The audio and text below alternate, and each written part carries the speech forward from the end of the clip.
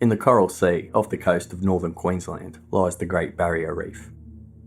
Stretching 2,300 kilometres along Australia's northeastern tip, it covers an area of approximately 344,000 square kilometres. An underwater maze of almost 3,000 individual reefs and more than 900 islands. The reef has the world's largest collection of coral and over 1,500 species of tropical fish, reptiles and turtles. Seen clearly from space, it is the largest living structure on Earth.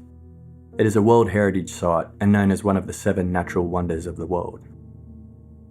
Tourists are drawn to the warm, crystal clear waters and bright tropical marine life, a scuba diver's paradise. Dive operators rely on the $3 million Australian dollars generated each year by the tourist market.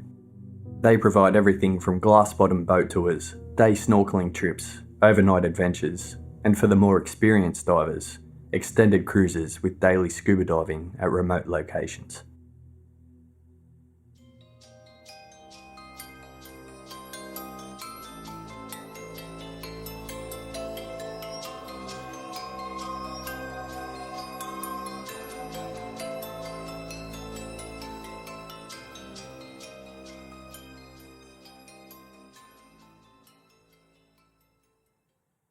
One of the most famous shipwrecks of the reef is the Ss Young Gala, which disappeared in 1911. The Young Gala was a passenger ship which was en route from Melbourne to Cairns, its 99th voyage in Australian waters. The ship had not yet been fitted with wireless messaging capabilities, so when a tropical cyclone hit, the captain had not received the signal to take refuge. It sank, taking all 122 passengers and crew with it. The wreck was not found for almost 50 years, and when it was found in near perfect condition. It's known as one of the world's most intact and pristine shipwrecks. The seafloor surrounding the shipwreck is vast and sandy, making the Young Gala like an oasis in a desert. It has created its own artificial reef, which provides the perfect habitat for a diverse range of marine life. Soft corals and brightly coloured schools of fish completely cover the vessel. Huge tropical fish, seals and sea turtles swim in and out of the rooms and hallways. Lying just off the coast of Townsville, it is protected under the Commonwealth Historic Shipwrecks Act 1976 and is managed through the Museum of Tropical Queensland. The ship is 107 metres long and lies just under 30 metres or near 100 feet below the surface, with the upper section of the wreck approximately 16 metres below the water. The site is considered one of the premier dives in Australia and one of the top dives in the world. The sensory transformation of descending under the ocean is like nothing else on Earth. As you hit the water, sound stops completely until you hear the tremendous whoosh of your breath through your breathing gear and the blooping sounds of bubbles surrounding you. Your vision adjusts to the filtered light, then the dull, sometimes echoing sounds creep into your ears. The clicking and crunching of fish eating the coral, and to the distant groans and drumming sounds of fish you can't yet see. It's then your sight takes over, taking in the iridescence of tropical sea life and plant life, unlike anything on land.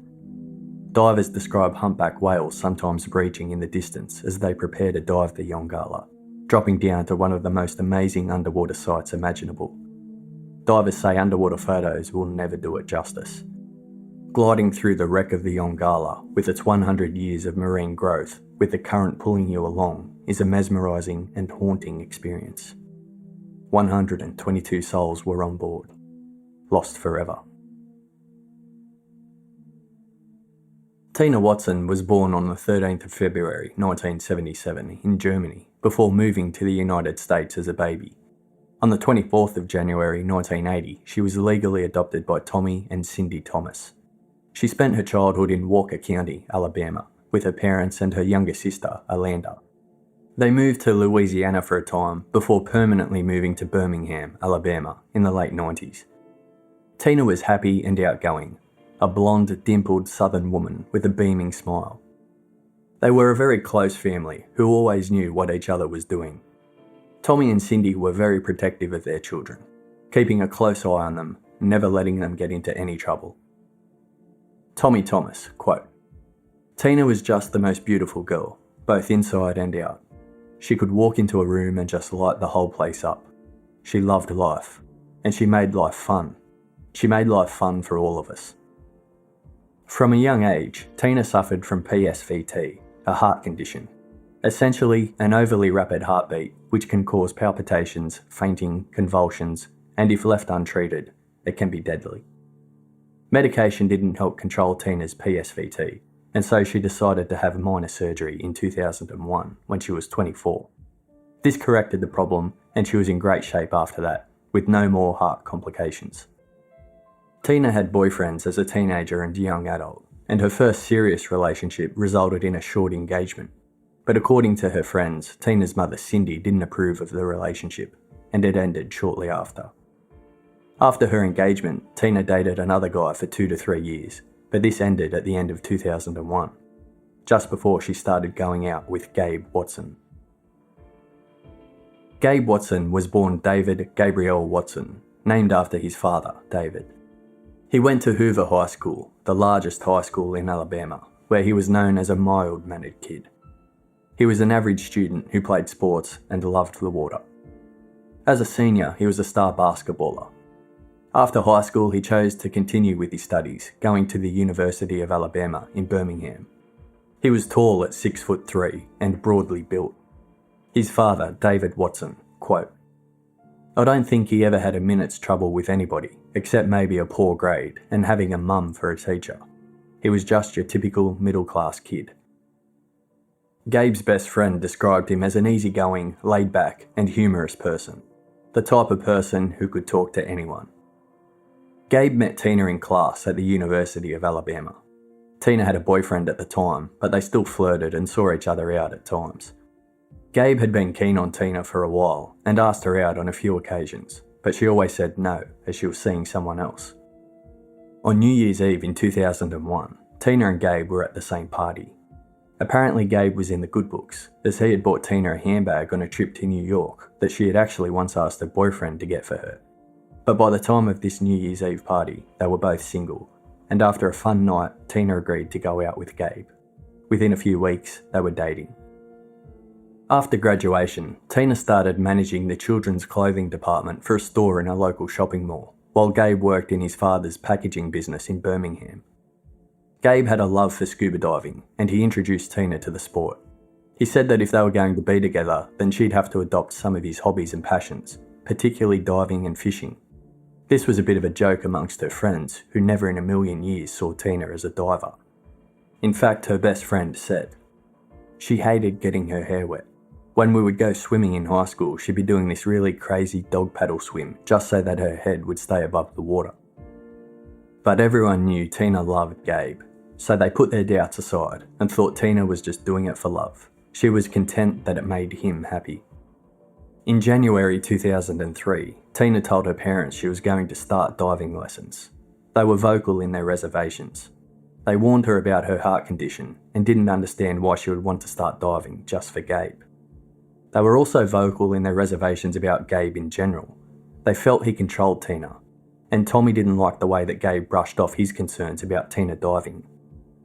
Tommy Thomas, quote, "I had talked to him about my concern about the diving lessons, about the fact that she had a heart problem as a child, and he said if Tina wanted him to do the things that she liked to do, she had to do the things that he wanted to do, and he liked to dive, so she needed to dive with him."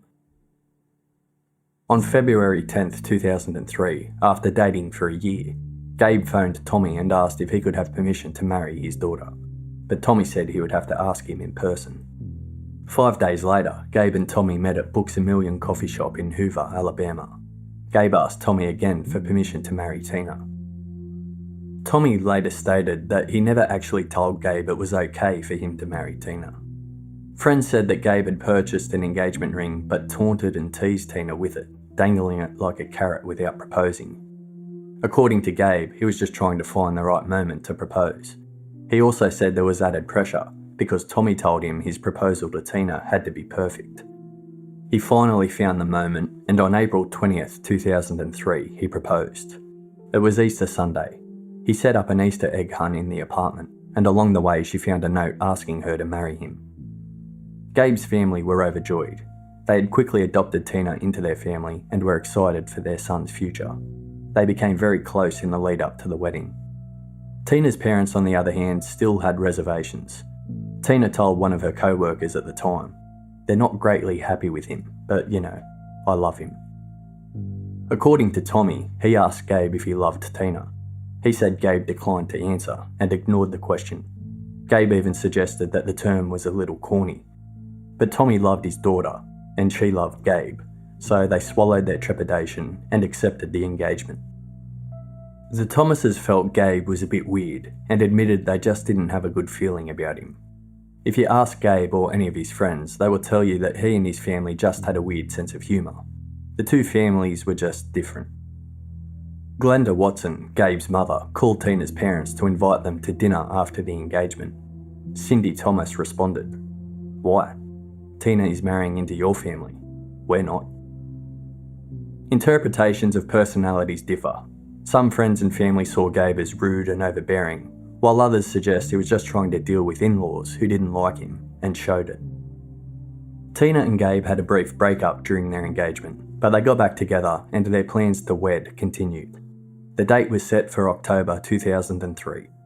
They purchased a home together in Hoover and spent a few weeks renovating it themselves before Gabe moved in and Tina stayed with her sister. Tina wasn't planning to move in with Gabe until they were married. On September 26th, just a couple of weeks before the wedding, Tina visited her parents and told her father that she needed to increase her group life insurance benefit. Tommy Thomas, quote, "I had been in insurance for 25 years and I had never come across a situation where a young, soon-to-be married couple were concerned about these matters." Tina said that Gabe had told her that now they were getting married, any policies she had should have him as the sole beneficiary. Tommy told Tina that seeing as her insurance was up for re-enrolment in a few months' time, not to worry about it, just address it then. She had too much going on with the wedding. It was a strange thing to be worrying about so close to the big day. Tina was worried what she would tell Gabe if he asked. Tommy said, "Just tell him it's sorted, then when you get back from your honeymoon in November, we will take care of it." Gabe and Tina attended pre-marriage counselling with Reverend Craig Greer, who was also preparing to marry them. Tina was in therapy dealing with some family issues. She admitted that sometimes she didn't want to do things with her parents and she would use Gabe as the excuse, instead of admitting she didn't want to see them. There was a time that Tina asked Gabe's parents if they would help to pay for the wedding if her parents wouldn't. This sparked the assumption at the time that Tina's parents had threatened not to pay. Reverend Greer, quote, "In my opinion, it was Tina's first attempt to do what she wanted to do, and they didn't like Gabe. Tina at times used Gabe as an excuse not to do things with her family, and she was upfront about that. Gabe didn't mind. He saw himself as her protector." It became well known that Tina's parents were not happy about the upcoming wedding, and the tension came to a head at the rehearsal dinner. Reverend Greer, quote, "I had done about 30 or 40 weddings at that time, and it was the worst rehearsal I've ever seen. Everybody was on pins and needles, Tina especially." Animosity aside, the wedding went ahead. On the morning of October 11th, 2003, 1 year and 8 months after they started dating, Gabe and Tina were married. Tommy picked Tina up in a limo on the way to the church, a chance to have his last father-daughter chat before she became a wife.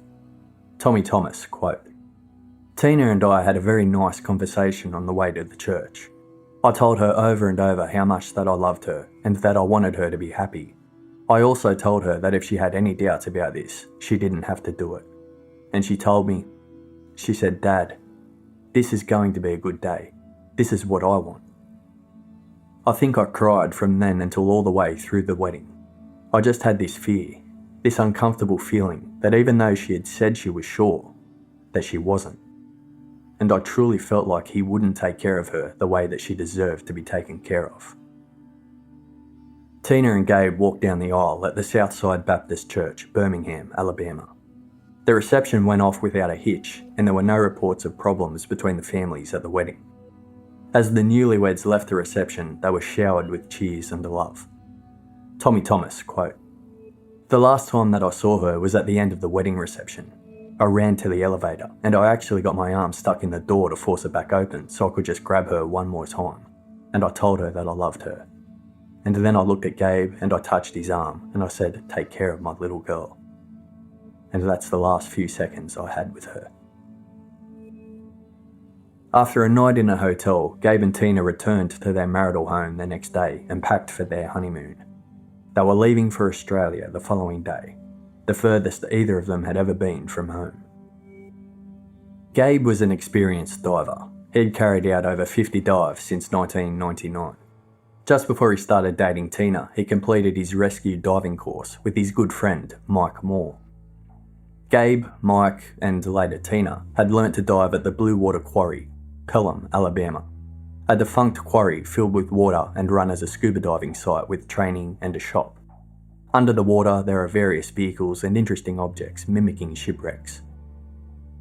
Originally, Gabe had been planning a trip to the Great Barrier Reef alone, as his father and grandmother had offered to pay for it as a graduation gift. After meeting Tina and getting her into diving, Tina suggested that they take the trip to Australia as their honeymoon. Friends didn't think the diving honeymoon sounded like Tina's ideal vacation, but Tina said she was looking forward to it and had always wanted to see the turtles. They decided they would go for 2 weeks.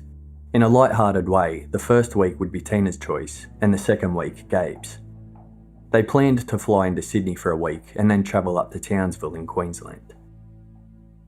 Gabe made contact with a dive company he heard about through one of the instructors at the quarry.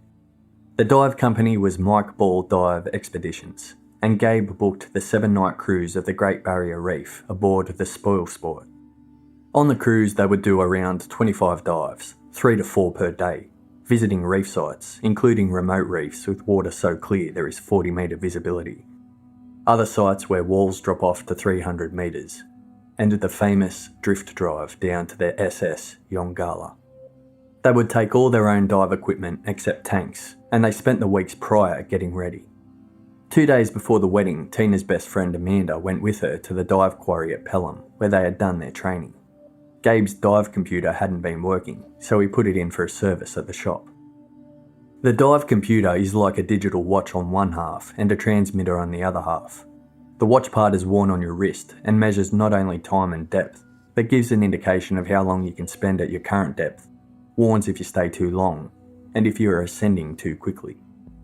Gabe's wireless tank pressure transmitter was a separate part to the computer and was attached to his tank.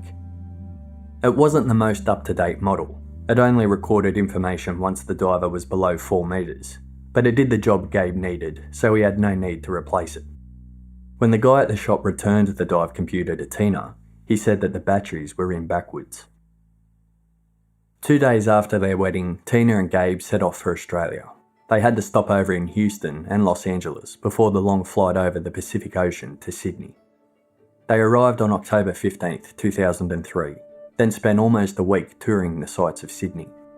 They went to a play at the Sydney Opera House, took ferries across Darling Harbour, and went on a river cruise. They visited the aquarium and Taronga Zoo. On a video they filmed, they seemed genuinely happy together and appeared to be loving Sydney. On October 21st, they flew to Townsville in Northern Queensland. Townsville is one of the gateways to the Great Barrier Reef, the launching point for the next part of their adventure. Gabe had been looking forward to this for years. Townsville's traditional Indigenous owners, the Bindal and Woolgarakuba people, were the first to inhabit the region, with nearby archaeological sites dating back 10,000 years. An important symbol for the Bindal people is the shooting star. They believe that the direction the shooting star falls, there is either danger coming, or someone from that direction is in need of help or in danger. Gabe and Tina arrived in Townsville on the first day of a record hot spell. That day would mark the first of 114 days, almost 4 months of temperatures over 30 degrees Celsius, or 80 degrees Fahrenheit. Perfect weather for the diving ahead. That evening, October 21st, Gabe and Tina went down to the marina at Townsville to meet their crew. The night was clear and mild. The perfect night to see shooting stars. Carrying their luggage and all the dive gear they had brought from home, they were excited to walk aboard the Spoil Sport, a 100-foot catamaran fitted with 13 private cabins, a lounge area, and 3 decks. The lower deck had a large dive deck on the stern, and the cabins through the centre moving towards the bow. The dive deck consisted of 2 rows of racks for the dive tanks running lengthwise with bench seats and hangers for wetsuits. A large camera and storage table ran through the middle, with freshwater camera rinse tanks before the stairs, which led up to the second mid-level deck. At the back was the dive platform, with entry and exit down a ladder, either straight into the water or onto a dinghy. The main mid-level deck was where the galley and common areas were, a sofa and TV area, and the eating areas. At the back of this level sat the two inflatable dinghies used to ferry divers to their water entry positions. On the top was the sun deck, with sun lounges, chairs, and shade. In 2003, the Spoil Sport was one of around 1,500 boats and aircraft which were licensed to tour in the Great Barrier Reef. At 10 p.m, Spoil Sport departed Townsville into the night. It was heading 48 nautical miles southeast to the shipwrecked Ss Young Gala.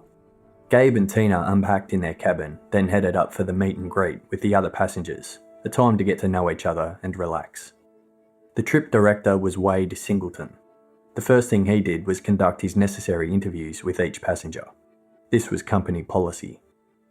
It was also policy that everyone must be interviewed separately by the trip director, even if you are a married couple, so no one can influence your answers. But on this occasion, Gabe and Tina were interviewed together. Trip director Wade Singleton, quote, "I first met Tina and Gabe on the night prior to that particular dive. All the guests come on board and they have to have an interview with me. We established that Gabe was a rescue diver, 50 or so dives under the belt, so a competent, capable diver. Tina was a relatively new diver. It was suggested that we take Tina for an orientation dive, but they were quite adamant that they were happy to dive together and didn't need the orientation dive as such." During their introductory interview, Gabe and Tina had to show their diving qualifications. Policy is that proof is to be shown, including logbooks of previous dives. Gabe showed the record of his 55 dives, which qualified him as a red diver, showing he was very experienced and skilled to cope with the conditions of the Young Gala dive. However, Tina, with her 5 dives, was seen as a green diver, a novice. Mike Ball Expeditions categorised their divers and also their dives into a traffic light system. Green being the most tame dives and the most inexperienced divers. Yellow being a mid-level dive and mid-level divers.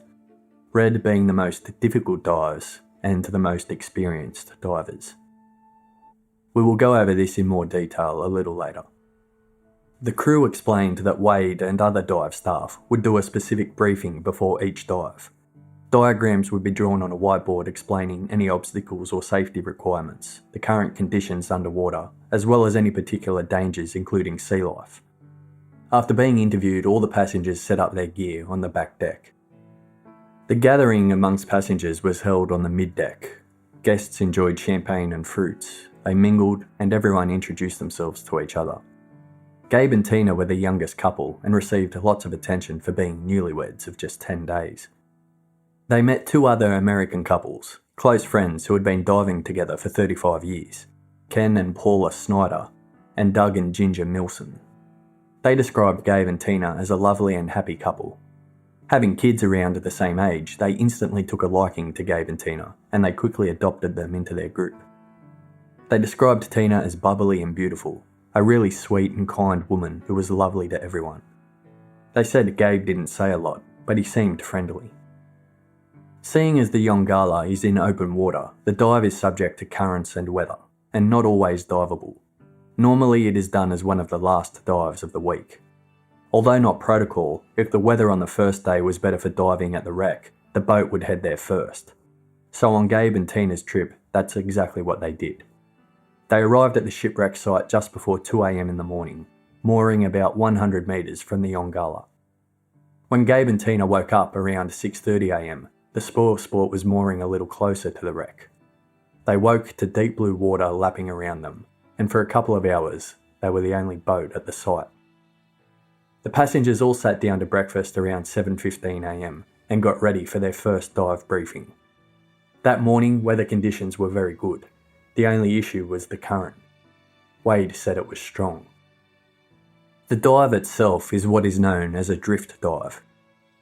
Large buoys sit on the surface of the water at each end of the shipwreck, one at the bow and one at the stern, where lines lead down to anchor points on the ship. Divers descend, holding the lines until they reach the bottom, From there, the current naturally carries the diver 300 feet across the Young Gala, enabling them to explore the wreck, drifting with the current. As the diver reaches the end of the deck, they come to another line that is anchored. The diver can then hold onto the line and follow it back up to the surface where they are picked up by the dinghy, or they can follow another navigation line directly back to the spoil sport. Each line down to the wreck has what is called a safety stop, marked by attaching an air tank. This is where each diver, upon their ascent up to the surface, must stop for 3 to 5 minutes to avoid decompression sickness, commonly known as the bends. This is mandatory for the Young Gala dive, seeing as you descend to 100 feet, or 30 metres. That morning, Brian, an experienced diver working for the dive company, and Louise, a volunteer deckhand on her first trip on the spoil sport, went out in the rubber dinghy and dived down to fix air tanks and regulators to the lines 5 metres down. Other depths were also clearly marked. Brian reported the current was strong. Louise said it was very strong. The briefing started about 8:30 a.m, with Wade describing the conditions and how the dive could be approached. He went over the visibility, currents, safety procedures, and how long they would dive for. Divers follow a set routine and are instructed on how to navigate the wreck. Every diver has a buddy. You descend with your buddy and ascend with your buddy. Gabe and Tina were again offered an orientation dive by Wade, and again they said they didn't need one. Between 9 and 9:30 a.m, Gabe, Tina, and the rest of the passengers of the spoil sport started getting into their wetsuits and checking their gear. As they were doing this, another dive boat arrived at the wreck site, the Jazz 2, also from Townsville. A dinghy of divers went ahead of Gabe and Tina as they were still sorting out their gear, but there was no rush. The trip had only just begun. Gabe and Tina tanked up and descended the steps of the boat into the large dinghy with 6 other divers. They were taken the short distance to the bow access point of the Young Gala. When everyone was organised, they did a backwards roll into the water together. According to the dive log, the time was 10:15 a.m. Just a few feet below the surface, Gabe noticed his dive computer on his wrist beeping at him. He needed to know why it was beeping. He signalled to Tina to go back up, and as they came to the surface, Gabe said he realised that the battery was in backwards. Gabe and Tina got back in the dinghy and went back to the spoil sport to get the problem sorted. A female diver and her father, who were on the surface getting additional weights, said Gabe told the crew member in the dinghy that his computer wasn't recording the air in his tanks. The crew member assumed that it meant Gabe was having trouble with the pressure that was in the dive tank. The crew member said they were both fine and relaxed. They climbed back on board the spoil sport and put their tanks on the racks, where one of the other crew members topped up their air tanks. It's possible at this point that Tina added more weight to her belt, as she complained that she didn't feel that she would be able to descend properly, but reports on this are conflicting. Gabe asked Uzi, a crew member, for a coin, and he opened the battery compartment, removed the battery, and reinserted it back in the opposite way. He said that fixed the problem and the computer worked. As Gabe and Tina were getting ready to dive again, the dinghy took some of the other divers out first and then came back for them. Louise, the volunteer deckhand, said that when she saw Gabe and Tina back on the boat, they were both red in the face and had wide glazed eyes. She said they seemed out of breath and uncomfortable, if not a bit panicky. From the information recorded on Gabe's dive computer, after resetting the battery, he entered the water again 13 minutes later. This time, the trip director Wade Singleton, another crew diver, and 3 other passengers were with them. When they got to the dive access point at the buoy, Gabe and Tina descended before the others. Tina first, and then Gabe, followed 30 seconds later by Wade and the others. A few of the early divers were already on their ascent up and saw the group descending below as they surfaced. Gabe says that after descending down to the 10-metre depth point, they went across 4 metres towards the top of the wreck. This took them approximately 3 minutes. The following part of the story is Gabe's account of what happened next. For approximately 1 minute, they went along the top of the wreck to the south. At this point, they were 20 to 30 feet from the line, just out of their sight. Divers from the other boat, the Jazz 2, were descending at this point and not far behind Gabe and Tina. Gabe and Tina were on the back section of the wreck when Tina signalled to Gabe to go back to the dive line they had just let go of. Gabe said the current was a lot stronger than what they felt comfortable diving in. Tina put out her hand and Gabe took it to assist her along. Gabe knew they were not in a good situation. As they were swimming, Tina was dropping downwards vertically. Gabe momentarily let go of her so he could use his right hand to inflate his buoyancy control device, or BCD, and motioned to Tina to inflate hers. The BCD holds your tank, and when inflated with air, it keeps you neutrally buoyant. It has a system that uses air from your tank to inflate it. Gabe said he thought Tina was inflating hers, but she continued to drop. He grabbed her by her vest and tried to pull her towards the line. Gabe thought if he got her to the line, she could hold on and they'd be okay to ascend. It's not clear why Gabe didn't attempt to inflate Tina's vest. Maybe he panicked. But as he dragged her, she flung her hands across his face and knocked his mask off sideways, filling it up with water. He let go of her to clear his mask, but then he realised his regulator was not in his mouth. He grabbed the spare octopus regulator and used that. He took a breath, and when he reached for Tina again, she was dropping further away from him. He upended himself and tried to swim down after her. Her arms stretched up towards him, her eyes wide, panicking. He could see she was in distress. She was struggling. Gabe said, "I remember shouting through my regulator, 'Tina, Tina, Tina.'" He tried to grab her. By this stage, she was around 5 feet below him. He couldn't swim down fast enough. She was out of reach.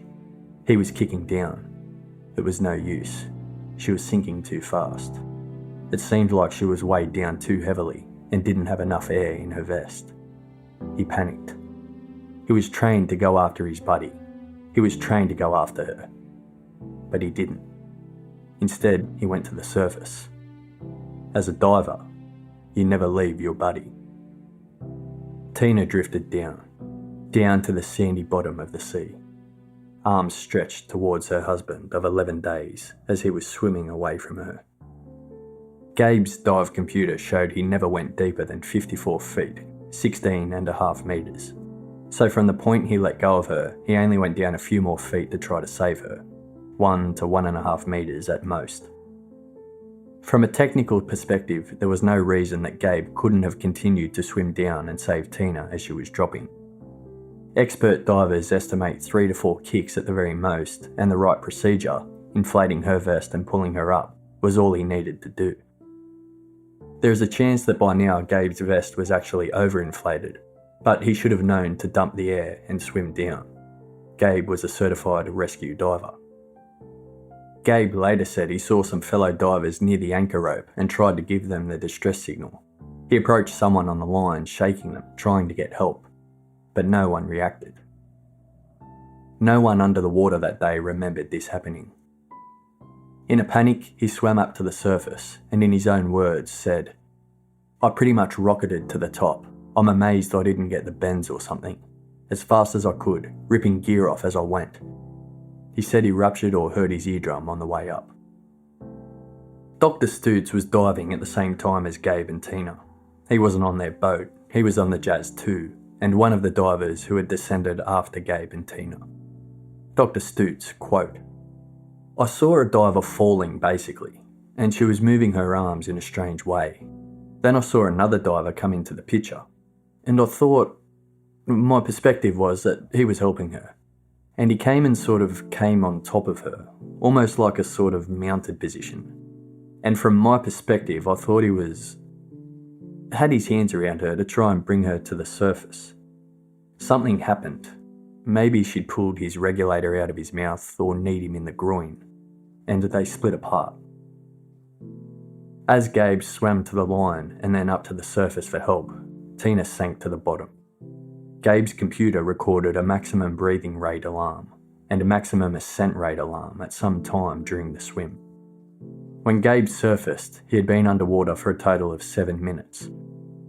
Gabe came up right next to the spoil sport dinghy and grabbed a hold of a buoy which was attached to the line from the Jazz 2.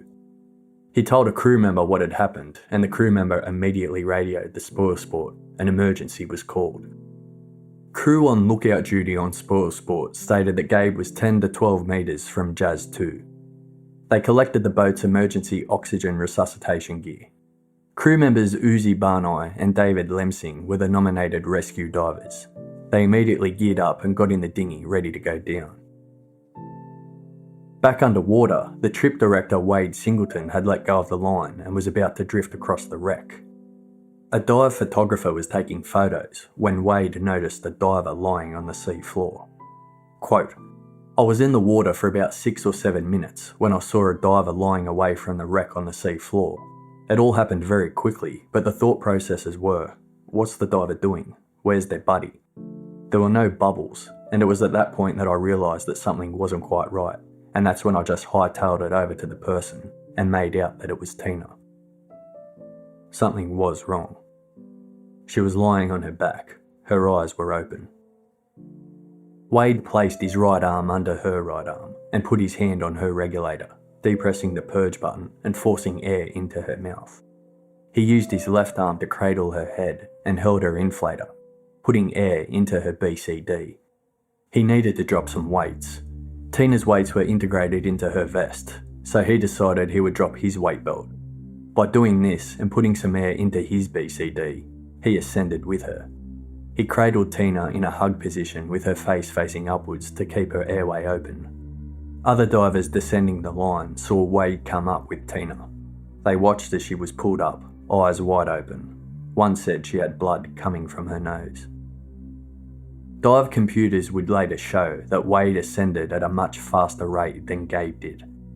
Other divers, including lead divers from the Jazz 2, watched Wade pulling Tina up and followed them to the surface. Dr. Stutz, who had seen Tina falling to the bottom and saw the diver, whom he presumed was Gabe, grabbing her in a type of bear hug, swam over to the dive access point line and informed others what was happening and what he saw down below. Tina had been underwater for a total of 10 minutes according to her computer, 3 minutes longer than Gabe. If Gabe was on his ascent as Wade went to rescue Tina, it is assumed that Wade brought Tina up in 2 to 2.5 minutes. Wade brought Tina to the surface just as the rescue team from the Spoil Sport arrived at the access point in the dinghy. Tina was taken to the back deck of the Jazz 2 where they pulled her on board. Resuscitation attempts had then commenced. John Downey was a passenger on board Spoil Sport. He was also an emergency trauma surgeon. He was on board the Spoil Sport at this point, and he was taken over to the Jazz 2 to help. Tina's mouthpiece and mask were both still in place on her face and mouth. Apart from a small amount of foam and vomit, no water gushed from her mouth, which indicated to the divers that she had not taken in water. They saw no blood coming from her nose. Wade Singleton, quote, "Once we hit the surface, we got Tina onto another vessel and we started first aid, CPR. I think there was about 4 or 5 of us. There was a couple of emergency room doctors. We were just doing whatever we could to give her the best chance of survival." Uzi Barnai, quote, "She had no water, which was unusual. If someone is underwater and drowns, normally they have water from when they inhale." Gabe had been taken back to the Spoil Sport before Wade had even surfaced with Tina. The 2 American couples who they had become friendly with were on board, Paula and Ken Snyder and Ginger and Doug Milson. They saw Gabe being brought back to the Spoil Sport without Tina. At the time, they were down on the dive deck as he was climbing on. Paul Snyder, quote, "We were up on the back of the deck getting our stuff ready to go in for a second dive, and Ken noticed that Gabe was without Tina and looking kind of flustered and disturbed." Ken Snyder, quote, "I went up to him and said, 'Gabe, what's going on? Where's Tina?' And he said, 'She didn't come up.' And I said, 'Gabe, what happened?' And he said she was overweight and panicking and was flailing and knocked his mask off and knocked the regulator out of his mouth. He said by the time he got that back she was sinking, hands towards him, feet first, sinking, staring at him. And I said, 'Gabe, you left her?' And he said, 'I had to get assistance.' And I just stared at Gabe for a long time. And I said, 'Gabe, tell me that didn't happen. You never, ever, ever leave a diver in that situation. You just don't.' Gabe's story didn't add up for Ken. It was then they saw what was happening on the back of the Jazz 2, Tina receiving CPR. One of the wives went over to Gabe and asked if she could do anything for him. He said, "I need a hug." According to Gabe, he was told Tina had been brought back up and doctors from another dive boat had an IV in her arm and they were working to save her.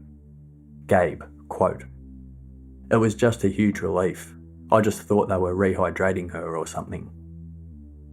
The Snyders and the Milsons and a few others were surprised that Gabe didn't request to be taken over to the Jazz 2. He just stayed on the spoil sport with them. The passengers described his behaviour as a little odd. He didn't seem too stressed that his wife was being resuscitated on another boat. He didn't ask to go over there to see her. Gabe would later state that he couldn't handle that type of thing and didn't want to see Tina being resuscitated. Dr. Stutz, who saw what happened underwater, had resurfaced onto the Jazz 2 and assisted in the attempts to resuscitate Tina. They worked on her for 40 minutes. At 11:21 a.m, she was pronounced dead. Dr. John Downey travelled back to the spoil sport by dinghy. Gabe said he knew he wasn't coming to tell him his new bride just had a headache. Gabe asked, "Is she okay? John, is she okay?" John said, "I don't have good news. She didn't make it. We did everything we could, but we lost her." Everyone grabbed onto each other. Some fell down. Everyone was crying. Louise, the volunteer deckhand, was asked to comfort Gabe. She spent some time with him in his cabin. He relayed again what happened. He said the current was too strong. He said she was too heavy, and he couldn't lift her as she dropped. He asked to go and see her on the other dive boat, Jazz 2. They took him over. Wade testified that Gabe was crying and sobbing on the way. Meanwhile, the divers in the water continued their dives, nearly all unaware of what had happened. A group of divers saw Wade's dive belt and one retrieved it, but didn't think much of it at the time. When the divers from the Jazz 2 surfaced, they were taken to the spoil sport until the staff and doctors worked out what to do. Dr. Downey and Dr. Stutz had a conversation on the back deck of Jazz 2. They and senior staff discussed what had happened, and it was mentioned that Tina and Gabe had come back up with problems on their first dive attempt, and also that Tina had been panicky at depth. They discussed what they had each seen under the water. It didn't seem clear what had actually happened. Tina's body was taken back aboard Spoil Sport and everyone headed back to Townsville. On board the Spoil Sport, a couple of passengers claimed that Gabe was playing cards, or at least sitting with a group of people who were playing cards. A few passengers stated he didn't seem like a husband who had just lost his wife. On the trip back, Gabe addressed the other passengers about losing Tina. There are many conflicting views on what he said. Some stated it was something like, "As you know, my wife died today. This really sucks." While some passengers felt Gabe's behaviour seemed odd, others described a husband devastated about his wife dying, crying, and very upset. When the boat docked at Townsville, Senior Constable Glenn Lawrence and Senior Constable Paul Campbell from the Townsville Water Police boarded. Lawrence took charge of the inquiry. Tina's body was transferred to the Townsville morgue. They took Tina and Gabe's diving equipment as well as all paperwork from the Spoil Sport. A brief interview was conducted with Gabe on board by Senior Constable Lawrence. He recorded this in his notebook, saying Gabe appeared to be in shock. There had been a few different variations in Gabe's story by this point. Not huge changes, but little things. But he had no explanation for why he, a trained rescue diver, left Tina to drift down as he swam to the surface. All passengers and crew were transported to Townsville Police Station. By this time, murmurs among the group had already started as to how and why this could have possibly happened. Gabe was formally interviewed at Townsville District Police Headquarters that evening. During Gabe's first interview, Detective Senior Constable Kevin Geringer determined that the majority of Gabe's statements were consistent with other versions he had told. But there was a major difference, which would lead to a second interview. Paula Snyder was with Gabe. Afterwards, a statement was prepared based on the interview. By this time, police had been given information by the doctors and rescue divers out there that day. No one seemed to have any idea how Tina died. Her mask and mouthpiece were still intact. Not a lot of water had expelled from her mouth. The only person with her was Gabe, her buddy, who had left her to sink to the bottom.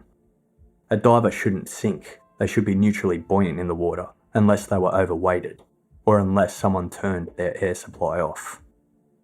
Detective Campbell, quote, "When Detective Geringer and I were assigned to the investigation, I could not see how Tina's death would be suspicious. Gabe was married only 11 days to Tina. They seemed quite happy with each other. But basically we kept coming back to the point there was no reasonable hypothesis as to why Tina died underwater on that given day."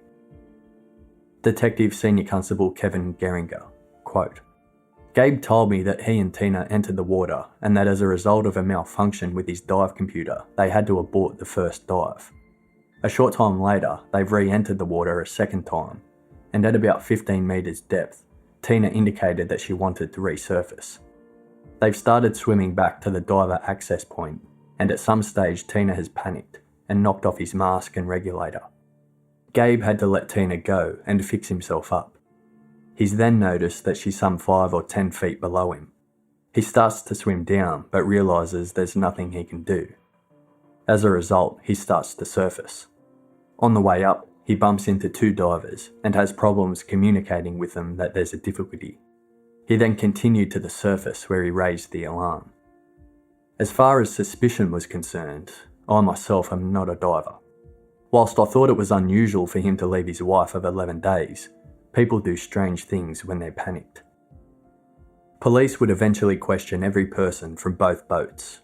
Not everyone was questioned face to face, and not everyone was questioned straight away, but everyone involved in the actual incident was interviewed at some stage by police. Gabe phoned his father, David Watson, from the police station. It was about 6 a.m. in Birmingham when Gabe's family received the call. Gabe told his father that Tina had drowned. The rest of the conversation was just a blur, David Watson said. Gabe also spoke to Reverend Greer, who had only just married them. Reverend Greer, quote, "He was devastated, haunted by Tina's image, feeling helpless." Paula Snyder was with Gabe during his first police interview and during this call to his father. While Gabe was describing what happened, Paula overheard him say that he had hurt his ears. Paula had been with Gabe since he first came out of the water.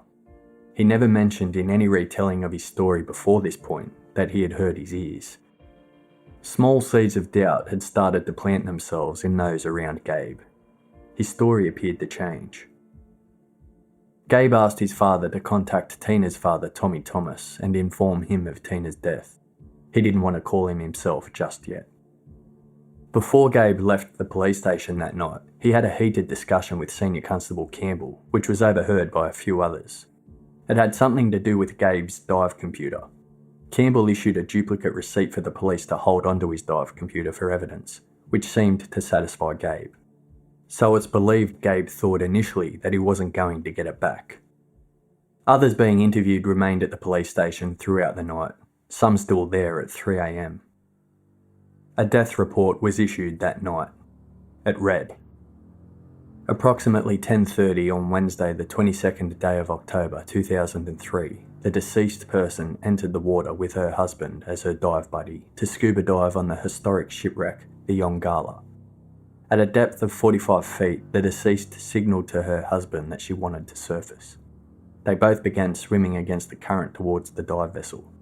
The deceased became fatigued, so her husband began towing her.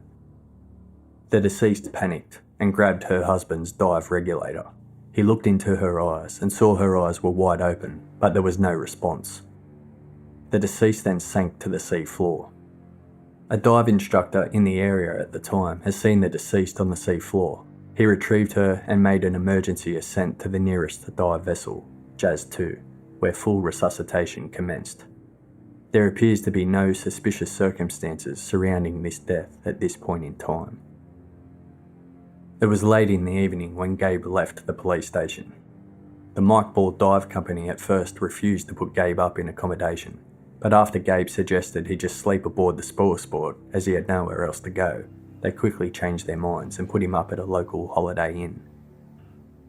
Although the others may very well have been able to continue their week of diving on board the vessel, the $7,000 trip that Gabe and Tina had paid for would now go unused. So Gabe stayed at the Holiday Inn, and his mother Glenda flew out almost immediately to be with him. A statement from the Holiday Inn said that Mike Ball Expeditions originally agreed to pay for 3 nights accommodation for Gabe, but when it came time to pay, they only paid for 1. On October 22nd at 8:36 a.m, Tina's father, Tommy Thomas, was on a business trip in Florida. He worked as a management training consultant for a life and accident insurance company. He answered his phone and was taken slightly aback when he realised the person on the other end was Gabe's father, David, who asked him if he was alone. Tommy said there were people around, but he could talk. David said, quote, "I don't know how else to tell you this, but there has been an accident, and Tina has drowned." Tommy dropped to his knees. David then handed the phone over to Reverend Greer. Greer asked Tommy if there was anything he could do, to which Tommy asked if they could just keep it quiet, at least until he could get home to tell his wife and other daughter himself. Greer agreed. Devastated, Tommy went to the airport to fly home. While at the airport, he attempted to ring David Watson back, but he got his voicemail. Instead of calling Tommy back himself, David got Reverend Greer to call him back. Tommy wanted to know a little more. He realised in his shock he didn't get any information, how and when Tina died. Greer told Tommy he didn't know any of the finer details, but warned him news about Tina's death was already out. It seemed a lot of people knew about Tina's death before her family even did. When Alanda, Tina's sister, had gotten to work that morning, she didn't know her sister had died, but everyone else did. Alanda was taken home to her parents' house by a friend, while Tommy took the 1-hour flight home from Florida. Tommy later found out that before he even got home, Gabe's mother Glenda was awaiting a lift to the airport to fly to Australia. She was packed and had her tickets and visas. This confused Tommy, as it was only 2 hours since he had heard of Tina's death. How long had they known without telling him? Over the following couple of hours, as Tommy arrived home to his wife Cindy and daughter Alanda, he left numerous voicemail messages for David Watson on his home phone, work phone, and a cell phone. So did another friend of Tommy's, but David never returned any of their calls. Tommy got in contact with the American consulate in Australia, trying to get information about how their daughter died. The official asked Tommy what he knew. Tommy said he didn't really know anything and had no idea how to contact Gabe, and Gabe's father wasn't returning his calls. Over 10 hours had passed since David had called Tommy and told him about Tina, but they still had not received a call from Gabe. They couldn't work out why Gabe hadn't called them. An hour later, the consulate official called Tommy. She had Gabe on the line and said she could connect them. Tommy, Cindy and Alanda were all in the basement as they could all hear what was being said on the basement handset. Cindy wanted to speak first. The first thing Cindy asked Gabe was, "Are you okay? Are you hurt?" She then asked him what happened. Gabe told them the story. Through flooding tears, Cindy said, "It's okay. Tina knew you were going for help." Gabe told them he was ripping his gear off as he ascended. Cindy said, "Did you go over to be with her? Were you calling her name when they were trying to resuscitate her?" Gabe replied, "Yes, I went over. I was trying to get her to come back, but we just lost her." Tommy and Cindy told Gabe they loved him and that if he needed them to fly over, they would. When Tommy, Cindy and Alanda got off the phone, they still had friends in the house for support. One of those was Kelly, who had brought Alanda home from work. Kelly was a scuba diver. Tommy told the story Gabe had just told them. Kelly said it didn't sound right to her. For the next 4 days, neither David nor Gabe called Tommy or Cindy. Gabe visited a GP about his ears. The GP confirmed that he had mild barotrauma and his eardrums were red. A grief counsellor arranged for Gabe to see a lawyer to help with some legal papers he had to sign. By then, his mother Glenda had arrived. Glenda Watson, quote, "I knew if I cried, he would be lost forever. He felt like he had to stay strong for me. He could talk to you, but I don't think he was aware of a lot of things. He said, I don't really know what it means to lose a wife, because she was only my wife for 11 days. But as far as losing the other half of me, my soulmate, I do. Gabe and Glenda Watson went to the Townsville morgue to see Tina's body. Detectives Geringer and Lawrence went with them. They stayed in the waiting room, while Gabe and his mother entered the viewing room. After a short while, Glenda came out and left Gabe alone with Tina. Detective Lawrence was just outside the door, which had been left open. He would later state, I overheard Gabe say in a low, mumbled voice, I am so sorry. I never meant to hurt you. I shouldn't have kept taking you down. I'm sorry. I couldn't stop it. The post-mortem examination was carried out by Professor David Williams at the Townsville Hospital 24 hours after Tina died. The autopsy eliminated any medical conditions, including her heart condition, and eliminated any sort of death from marine stings. The cause of death? Drowning. The cause of drowning? Undetermined. Accidental or deliberate? Undetermined. There were 4 possible explanations of accidental drowning, but all were ruled out. These were Tina's pre-existing heart condition, excluded as a possible cause. Choking on vomit as a preliminary event, excluded. Plus it was reported when Tina's mask and regulator came off, there was only a small trace of white foam and vomit, and no water in her mouth. Unconsciousness was possible following a laryngospasm, which is a closing of the vocal cords which can completely constrict breathing, but this was discounted as the cause of death. And whilst accepting anxiety and panic could have been a factor, it was not the cause of Tina's death. It was noted that there was a possibility she was deprived of oxygen prior to drowning. All of Tina's equipment was tested and found to be operating in perfect order. A second interview was conducted with Gabe on October 27th, 5 days after Tina died. Gabe attended the interview with his mother, Glenda, and it was conducted by Detective Senior Constable Geringer and Senior Constable Lawrence. The police hadn't called Gabe to come in. Gabe requested another interview so he could clarify some points from the first interview he gave the night Tina died. Glenda held his arm and rubbed his back as he spoke. In this interview, Gabe claimed he didn't know anything about the dive before they did it. He wasn't aware of the difficulties, only what Wade Singleton had told them in the briefing. He also denied that Tina was offered an orientation dive. Detective Senior Constable Geringer had this to say about the second interview. Several days later, Gabe indicated to me that he wished to clarify a few matters. In his first statement, Gabe mentioned that the currents were a little above mild, 5 out of 10. In his second statement, he'd made mention that they were the strongest currents that he'd ever experienced himself, and as far as he was concerned, it was the currents that triggered Tina's distress. Gabe also made mention in his second statement that in no way did his diver rescue certification train him to bring an unconscious diver to the surface. It seemed to me as if there was some blame shifting going on. After this second interview, Gabe was allowed to leave the country to bury his wife. 2 days after Tina's death, while Gabe was still in Australia, Tina's father, Tommy Thomas, called Queensland Police.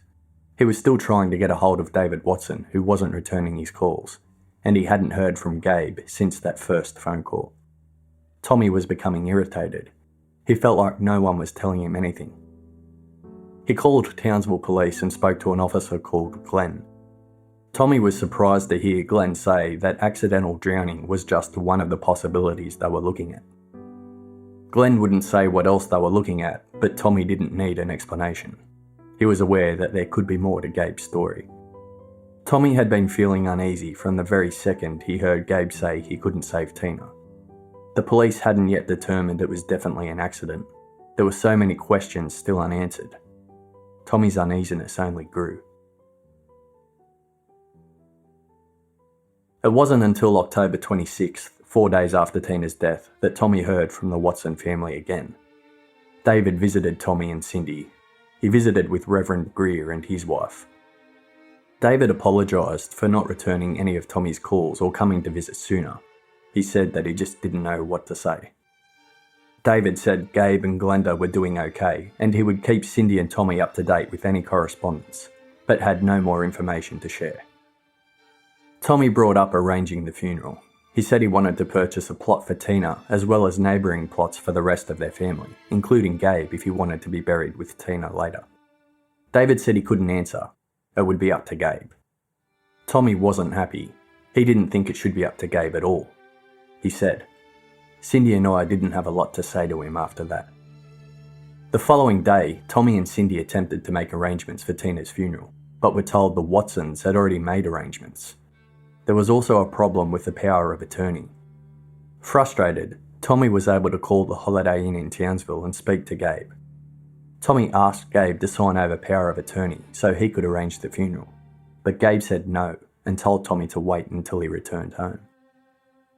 On November 1st, 2003, Gabe and Glenda flew home with Tina's body. They had to fly from Townsville to Brisbane, then to Auckland in New Zealand, then Los Angeles, onto Atlanta, and then finally Birmingham. 5 flights to get Tina home. When descending into Auckland, Gabe had ear pain so severe that paramedics had to take him from the plane and he was transported to hospital. Tests showed his ears were fine. Those critical of Gabe believed he was faking it to avoid meeting Tommy at the airport upon his return. But he and his mother did make it back to Alabama with Tina's body. When Gabe landed back home, it coincided with a shocking photo being released to the world's media. The underwater photographer who had descended the wreck dive with Wade Singleton that day, the one Wade was with when he noticed Tina lying on the sea floor, had developed his underwater film. One of the photos showed Tina in the background, lying on her back on the sand, with Wade swimming to her aid.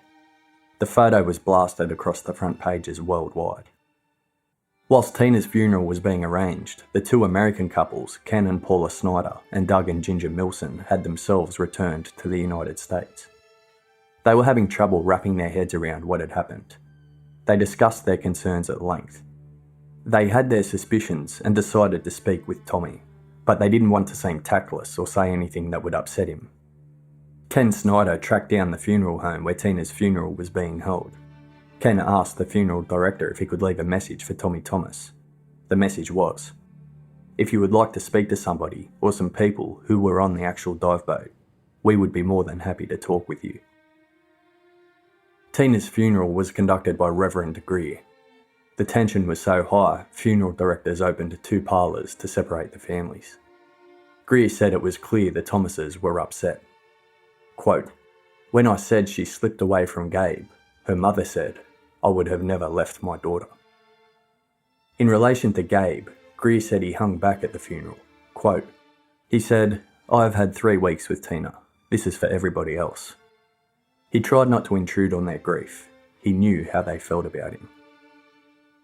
Before the funeral started, some of Tina's closest friends viewed her body. Tina's best friend, Amanda, went up with Gabe. She alleged that Gabe turned to her and said, "At least her breasts are perky." She also alleged he said, "I'm so glad she didn't have $1 million insurance policy, or they'd be coming after me for murder." Gabe took off Tina's wedding and engagement rings, put the wedding ring back on Tina's finger, and put the engagement ring in his pocket. Although there was clear tension, there was no actual conflict at the funeral, although some claim Gabe wasn't present when Tina was actually buried. The wake was held at the Watsons' house. Gabe showed a video and photos of the honeymoon. He showed Amanda a photo of Tina from Sydney standing next to a sign saying, "Caution, drowning." In relation to Gabe, Amanda said the following. "After the funeral, I tried my very best to stay friends with Gabe, until I got that Christmas card. It was a picture of the 2 of them from their wedding. On the inside of it said, 'Who's that sexy guy next to Tina?' Oh yeah, that's me." And he put a smiley face on it. I just threw it down on the countertop in disgust, and I said, "There is something weird going on here." After the funeral, neither the Watson family nor Reverend Greer called Tina's family again. Gabe attended grief counsellors and a support group for young widows. Gabe wasn't coping. He stayed at his parents' house for a couple of months before his brother moved in with him at his and Tina's home. His mother, Glenda, quote, "He didn't drink, date, party, go on trips, spend money. He came back and started working on paying off her debt. That was just the kind of kid he was." His father, David, quote, "He never smiled, he never laughed. He would come to the office, but to say he was involved or participating, no. At some point, he began to hear the talk. The mysterious death of Tina was being questioned by people in Alabama and in Australia, and word was starting to get out that Tina's family felt Gabe was somehow involved. After the funeral, Gabe started to sort out Tina's estate. Tommy still wanted Gabe to pass over power of attorney to him, but Gabe declined. He was, after all, Tina's husband. It was correct that Gabe had asked Tina to adjust her life insurance and increase the policy.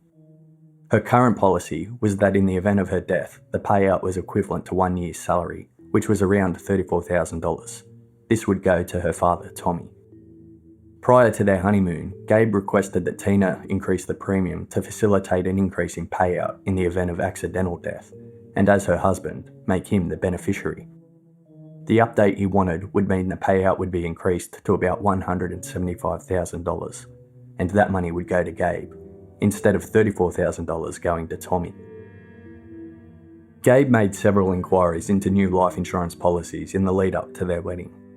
Mark Hughes of OM Hughes Insurance had drafted quotes for $250,000 policies for Gabe, but in the end, Tina and Gabe's policies stayed as they were. Mark Hughes' notes dated September 8, 2003 read, "Gabe wants to take a look at life insurance after the wedding. Touch base in early December." When organising the honeymoon, Gabe also took out travel insurance. After returning home, he put an application in for trip interruption and medical benefits. Gabe received a letter back from the travel insurance company. It read, "Please refer to the attached insurance policy under the heading General Exclusions and Limitations, Part G of benefits not payable for sickness, injuries or losses stated while participating in skydiving, hang gliding, bungee jumping, scuba diving or deep sea diving." Gabe didn't realise scuba diving was an activity not covered in the policy he purchased. The travel agent who organised the honeymoon was apparently aware they would be scuba diving, but didn't arrange the correct cover. The Watsons' family friend and attorney, Bob Austin, guided Gabe through various legal issues following Tina's death. Bob Austin, quote, "It was up to him to marshal her assets. Gabe already had taken $12,000 of Tina's debt on his credit card because with her debt to income ratio, she wouldn't qualify for the mortgage. Gabe had spent almost $5,000 on the funeral. He would get less than he spent if he ended up with her estate. It was an insolvent estate. To think somebody would kill somebody for $30,000 when they had just taken on $12,000 of their debt and spent $10,000 on a honeymoon trip, the logic just escapes me. But I must say, as soon as I heard the story, I knew there was going to be somebody saying he didn't do the right thing." Following the funeral, Tommy contacted Ken Snyder. He wanted to hear what he had to say, and the two of them met for a coffee. Tommy had not had a conversation with anyone else who was on the spoil sport other than Gabe. He hoped that Ken would be able to answer some of his questions. Tommy was haunted by his daughter's death. The vision he had from the story Gabe gave him was too much to bear. His daughter, sinking feet first, arms stretched out towards her new husband, staring him in the eyes. Gabe, unable to keep hold of her, too heavy for his grasp, letting her go so he could go for help. Tommy was completely unaware of the context of his daughter's death. He had no knowledge of scuba diving. He knew nothing of the process of helping someone who's in distress, the buddy system, currents, air pressure, nothing. Ken Snyder told Tommy that he had many problems with Gabe's story. He explained that a distressed or panicked diver kicks and scrambles for air. Instinct is to go for the surface. For Tina to be calmly floating down feet first, she must have been unconscious or heavily overweighted. He felt that Gabe's story that Tina became too heavy and at that point she began to sink was impossible. According to Ken, if Tina was 5 to 10 feet below Gabe as he claimed, that was only 2 to 3 fin kicks away. There should have been no reason why Gabe couldn't have gotten to her, inflated her BCD and brought her up. He had rescue diving training. He had been trained to do that. Diving is a buddy situation. It's never okay to leave your buddy. Ken told Tommy that he challenged Gabe on the boat and told Gabe his story didn't make sense. Ken Snyder, quote, What really rang one of the loudest bells is when Gabe said she was 10 feet below him, arms outstretched and sinking, looking up at him. I said, "Tommy, this is difficult because I've never heard of a diver in a full-out panic mode sinking serenely to the bottom of the ocean. A full-born panic attack in a diver will make that diver crawl right over the top of someone to get to the surface. And my experience tells me that live people don't sink. Dead people sink." Tommy Thomas, quote, "And that really changed everything when he said that. And 2 days later, Gabe sending word through his attorney that because he was her husband, even though they'd only been married 10 days, that he had a right to all her stuff, and I needed to get it all together as quickly as I could and turn it over to him. Like right now." I made a decision that week that we had to go to Australia, because I had to go see the police firsthand if I could, and I needed somehow or other to meet the guy that brought her up. One of the biggest questions Tommy had was, what was Gabe doing while doctors were trying to save Tina's life? He had heard from Ken and elsewhere through the grapevine that Gabe had almost hid when Tina was being resuscitated, which is different to what Gabe told them. He never left her and was calling out her name. Tommy flew to Australia to meet Wade Singleton. Wade Singleton, quote, "Admittedly, I was apprehensive about the meeting, but he was fantastic, and all he was after was facts about what had happened. And one of those he wanted to know was if Gabe had actually come across to Tina while we were doing resuscitation on her. I was able to tell him that he didn't come across. He actually stayed on the other boat while that was happening." Tommy Thomas, quote, "Why, if you're on this boat and she's on a boat just over there, why are you not going over to her? Because anybody else would. And why, once somebody comes back and tells you she's dead, would all of a sudden you go over now?" The only reason he wouldn't go over there while they were trying to resuscitate her is he was afraid they would. And she knew what he had tried to do to her. And once he knew she was dead, it didn't matter. I did get to have several conversations with the police. They were indeed suspicious and said that it was a continuing, ongoing investigation. It had now been said out loud. Suspicions were that Gabe deliberately drowned Tina. Ken Snyder and his friend Doug Milson suspected it. Tommy now suspected it. And police suspected it. Queensland police advised Tommy to involve Alabama police in the case. Tommy went to Detective Lieutenant Brad Flynn of the Helena Police Department, Alabama.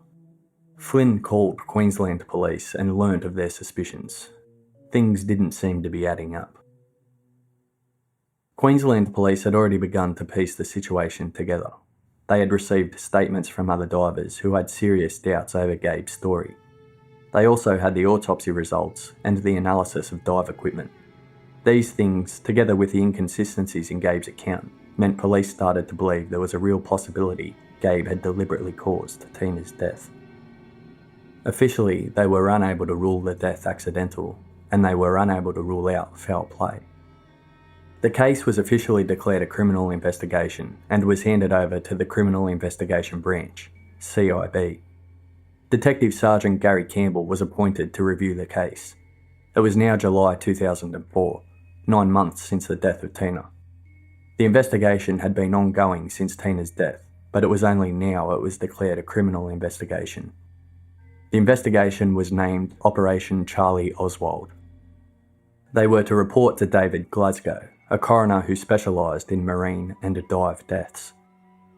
A few days later, Gabe's lawyers in Alabama were informed that Australian police were lodging a submission to Interpol regarding the US side of the investigation. Gabe was told that Australian police had not concluded their investigation into Tina's death. Detective Sergeant Campbell was a thorough investigator who left no stone unturned. Together with his team, they interviewed witnesses who had not yet been interviewed. They worked with scientists at the James Cook University to study 3D renders of the shipwreck. They studied weather conditions on the day and analysed every second and every centimetre of the dive. They watched the tapes again and again of Gabe's second police interview he gave with his mother. To them, he did not cut the figure of a grieving husband. It was a few days after his new wife's death, and he was describing the incident for police for the second time, without tears or breaking down, and his story had changed. Little things had been added. Witnesses who had already been interviewed were re-interviewed, and that was difficult because they were now scattered all over the world. They pored over the exhibit photos and the technical information from the dive, which had since come through. The following are quotes from Detective Sergeant Gary Campbell and Detective Senior Constable Kevin Geringer. Campbell: Detective Geringer and I sat down and broke down the record of interview and statement of Gabe, literally at times down to individual lines and phrases, to clearly establish what he alleges occurred underwater. We had also come into possession of a photograph taken by another diver, a Mr. Stempler, and he's taking a photograph of his wife. In the background, you can see Wade Singleton diving in the direction of Tina lying on the ocean floor. Yeah, it's one of them photographs I think that's 1 in a million. We had a specific location on the ocean floor where Tina was photographed. The significance of that is that it contradicted what Gabe told us about where he had left Tina. Tina's body should have been found on the wreck, or adjacent to it, not 16 metres away from the wreck, at a 90-degree angle to the currents. Geringer: Gabe also mentioned in his statement that after he left Tina, he encountered 2 divers, and he was quite direct and quite firm in that he substantially shook these divers, pointed in the direction that he'd last seen Tina, trying to raise the alarm. Campbell: We contacted every crew and passenger on both vessels that were moored at the location on the day of the death. Geringer: And there was nobody that had a single male diver approach them on the diver descent line and try and raise an alarm with them. One of the really big things that we focused on was Gabe's version, where he said he rocketed to the surface to seek help for Tina. We investigated Gabe's dive computer and his version in relation to it giving out an audible alarm when he first descended with Tina. We carried out tests on the dive computer in the hyperbaric chamber, both with the batteries in correctly and with them in incorrectly. And what we found is that with the battery in back to front, the computer merely doesn't work. It's unable to put out an audible alarm. Campbell: His actions in relation to the dive computer were a straight out lie, and that then raised the question with us, what was he trying to hide? Geringer: We were looking for innocent explanations, but at the end of the day, there were just too many lies, too many inconsistencies. I honestly think that just prior to her death, she was fighting for her life. Police tested the dive computers of Gabe, Tina, and Wade Singleton. They didn't take Gabe's transmitter, which links to his dive computer. Apparently, this would have given more information to police. There has been no explanation from police as to why they didn't test Gabe's transmitter, but some believe it may have resulted in different findings from the computer in relation to the air supply and air pressure. Tina's computer was a very basic model and couldn't be plugged into a computer to be downloaded, so they used its logbook function. It showed the time Tina hit the water was 7:28 PM, which incorrectly was still on Alabama time. The dive log function showed that Tina went to a depth of 89 feet, or 27 metres, and was underwater for 10 minutes until she surfaced with Wade. Her ascent rate showed that she came up at the maximum recordable rate, which makes all 5 segments of the warning system light up. The too fast graphic was flashing. This shows Wade rushed to the surface to try and save her life. Tina's dive computer also showed information regarding previous dives. On previous dives, her ascent rate also lit up all 5 segments of the ascent warning system, and the too fast graphic appeared. This is often an indication of panic, and confirmed what Tina's dive instructor said about her during training. She was panicky. The computer history also showed that the maximum depth Tina had ever dived to in the past was only 30 feet, just over 9 metres. The Young Gala shipwreck dive was over 3 times the depth Tina had ever dived before. Even at 16 metres, when Gabe and Tina let go of the dive access line, Tina was already deeper than she had ever been before. Gabe's dive computer was a more advanced model and was able to be plugged into a computer to read its record. Gabe's computer history showed that after Tina picked up Gabe's dive computer from the quarry dive shop, Gabe took out the batteries and replaced them again the night after the wedding. This reset the internal clock in the computer back to the default date of January 1st, 1996. The computer consisted of 2 parts, the transmitter as well as the wristwatch, each of which took a separate battery. When Gabe came back up from his first dive attempt, saying his wrist dive computer was beeping at him, he said that he took the battery out and put it back in the other way. He did this back on board the Spoil Sport, He told the dive crew, as well as police in both his interviews, that this fixed the problem. An expert who worked for the company that made Gabe's dive computer told police, and later testified at the inquest, that if the battery was in backwards in the wrist component of the computer, it would not sound an alarm. It would just not operate. In order to sound an alarm, the battery would have to be backwards in the transmitter, which is attached to the regulator. The beeping would be the transmitter alarming Gabe that his wristwatch computer was not receiving a signal. So basically, flipping the battery in just the wristwatch alone would not stop any alarm. Gabe never mentioned flipping the battery in the transmitter, just the wristwatch. It is this information that would cause controversy later on, as dive experts questioned why police didn't test Gabe's or Tina's transmitter. Tests on the transmitters could have provided crucial information, especially on air pressure from the dive tanks. Police then pieced together statements from the dive crew and passengers in order to paint a picture of Gabe and Tina getting ready for their dive. Louise, the volunteer deckhand, had watched Gabe and Tina gear up. She said that Gabe was trying to put the regulator on the wrong way. She also said that Tina was very clumsy and didn't really seem to know what she was doing. Gabe was very controlling of the situation and had been the one to put Tina's BCD on, as it was hard to do up. He also put the regulator on her tank. Louise said that after their first dive attempt, when they returned to the boat, she was on the dive deck when Gabe asked where the extra weights were for Tina's vest. Gabe said Tina felt she needed more weight as she didn't think she could get down. Louise didn't see Tina or Gabe collect more weights, she just heard Gabe talk about it. In fact, no one saw them adding more weight. But when Tina's gear was examined, it showed she was carrying over 20 pounds or 9 kilos of weights. The amount of weight a diver carries on either a weight belt or in pockets within their BCD, as Tina had, are dependent on the diver's size, their height and their weight. Tina should have been carrying about 8 pounds of weight, not 20. She had more than twice the amount she should have. With the amount of weight Tina was carrying, her BCD was never going to float properly, even if she pumped air into it. It's well known that when going from freshwater diving, like the quarry they had trained in, to saltwater diving, you need to add more weight. But to put 20 pounds on Tina was either irresponsible or deliberate.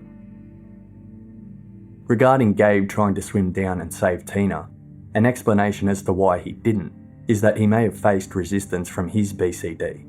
It may have been so inflated that when he tried to go down after her, it had too much air, making it impossible to go down further. In order to kick down, you physically have to let air out of your BCD. A stressed and panicky diver may forget to let air out, meaning they would be unable to swim down.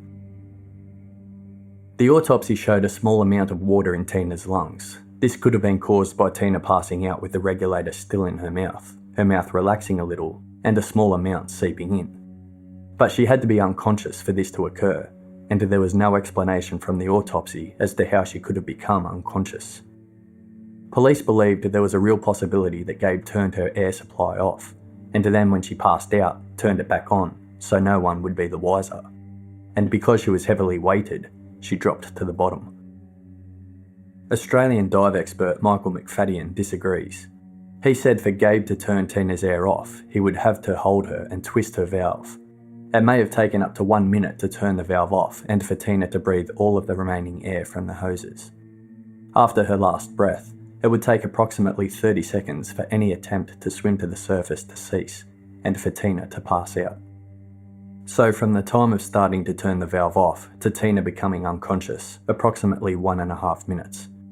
Gabe would then have to turn her valve back on. Macfadyen suggests that Tina would have spat her mouthpiece out in a panic, so Gabe would have had to either hold it in place or put it back in after she became unconscious. Also that Tina would have been making desperate attempts to get to the surface. Macfadyen believes that Tina showed passive panic, as opposed to full-blown grasping for life panic. An important indication of conditions underwater is the air consumption used from a diver's tank. It's known that after their first dive attempt, both Gabe and Tina returned to the spoil sport and their air was refilled to full. After that, for the time that Tina was underwater, she used a considerable amount of air, more than would be expected for the dive. Expert divers have said this can be attributed to working against a current with a higher breathing rate, or panic. When a diver panics, they breathe faster and they use more air. If Gabe turned Tina's air supply off, you would expect there to be more air left in the tank, but a considerable amount had been used.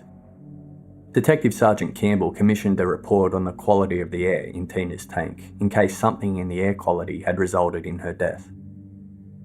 The report concluded that there was nothing in the tank that could be cause for Tina's death. There was much discussion around the conditions of the current at the dive site. Some divers said it was mild, and others said it was strong enough to make inexperienced divers panic. Panic could explain the extra air used from Tina's tanks. It could be that Tina had a panic attack. In extreme situations, panic could even explain passing out. But if Tina didn't choke on vomit, and her regulator was in, and her air supply was on, how did panic explain death? An analysis of Wade Singleton's dive computer showed that he took 2 minutes to ascend the almost 30 metres to the surface with Tina. It took Gabe nearly 3 minutes to surface from 15 metres, and Gabe wasn't pulling anybody up. Technically, Wade ascended at an unsafe rate, meaning he could have gotten the bends, but he did it because he was trying to save Tina's life. Gabe's ascent profile on his dive computer didn't show the bat out of hell tearing his gear off ascent that he described to Tina's family. Detective Sergeant Gary Campbell, quote, "When we compared it to the results that had come back from his dive computer, we found that Gabe had only descended to 15 metres, and it took him between 2 and 3 minutes to reach the surface to raise a call for help. Speaking to various people in the dive industry, this was classed by some as literally pedestrian under the given circumstances. We compared that dive profile of Gabe's to the dive profile of Wade Singleton. Wade Singleton had gone to twice the depth, and from the point that he has picked up Tina on the ocean floor and gone to the surface, he has covered twice the distance in nearly half the time. In addition to that, he was carrying Tina, who was not assisting in her own ascent." Gabe told police in his interview, quote, "I probably never swam so fast in my life." Detective Senior Constable Geringer, quote, "The next prominent point was Gabe's statement that Tina was sinking quicker than he could keep up to her. Obviously we sought the opinion of a number of expert divers, and all of them stated that Gabe could have reached Tina very easily, in fact just with a couple of kicks of his fins. We also did research into his rescue qualifications, and what we found is that he had been trained in bringing unconscious divers to the surface. So we realised that Gabe had manifestly downplayed his qualifications in relation to his rescue certification. The conclusion was that an experienced diver, or someone with training in rescue diving as Gabe had, should have been able to save Tina in 3 simple steps. 1. Dropping her weights. 2. Sharing air from a second regulator.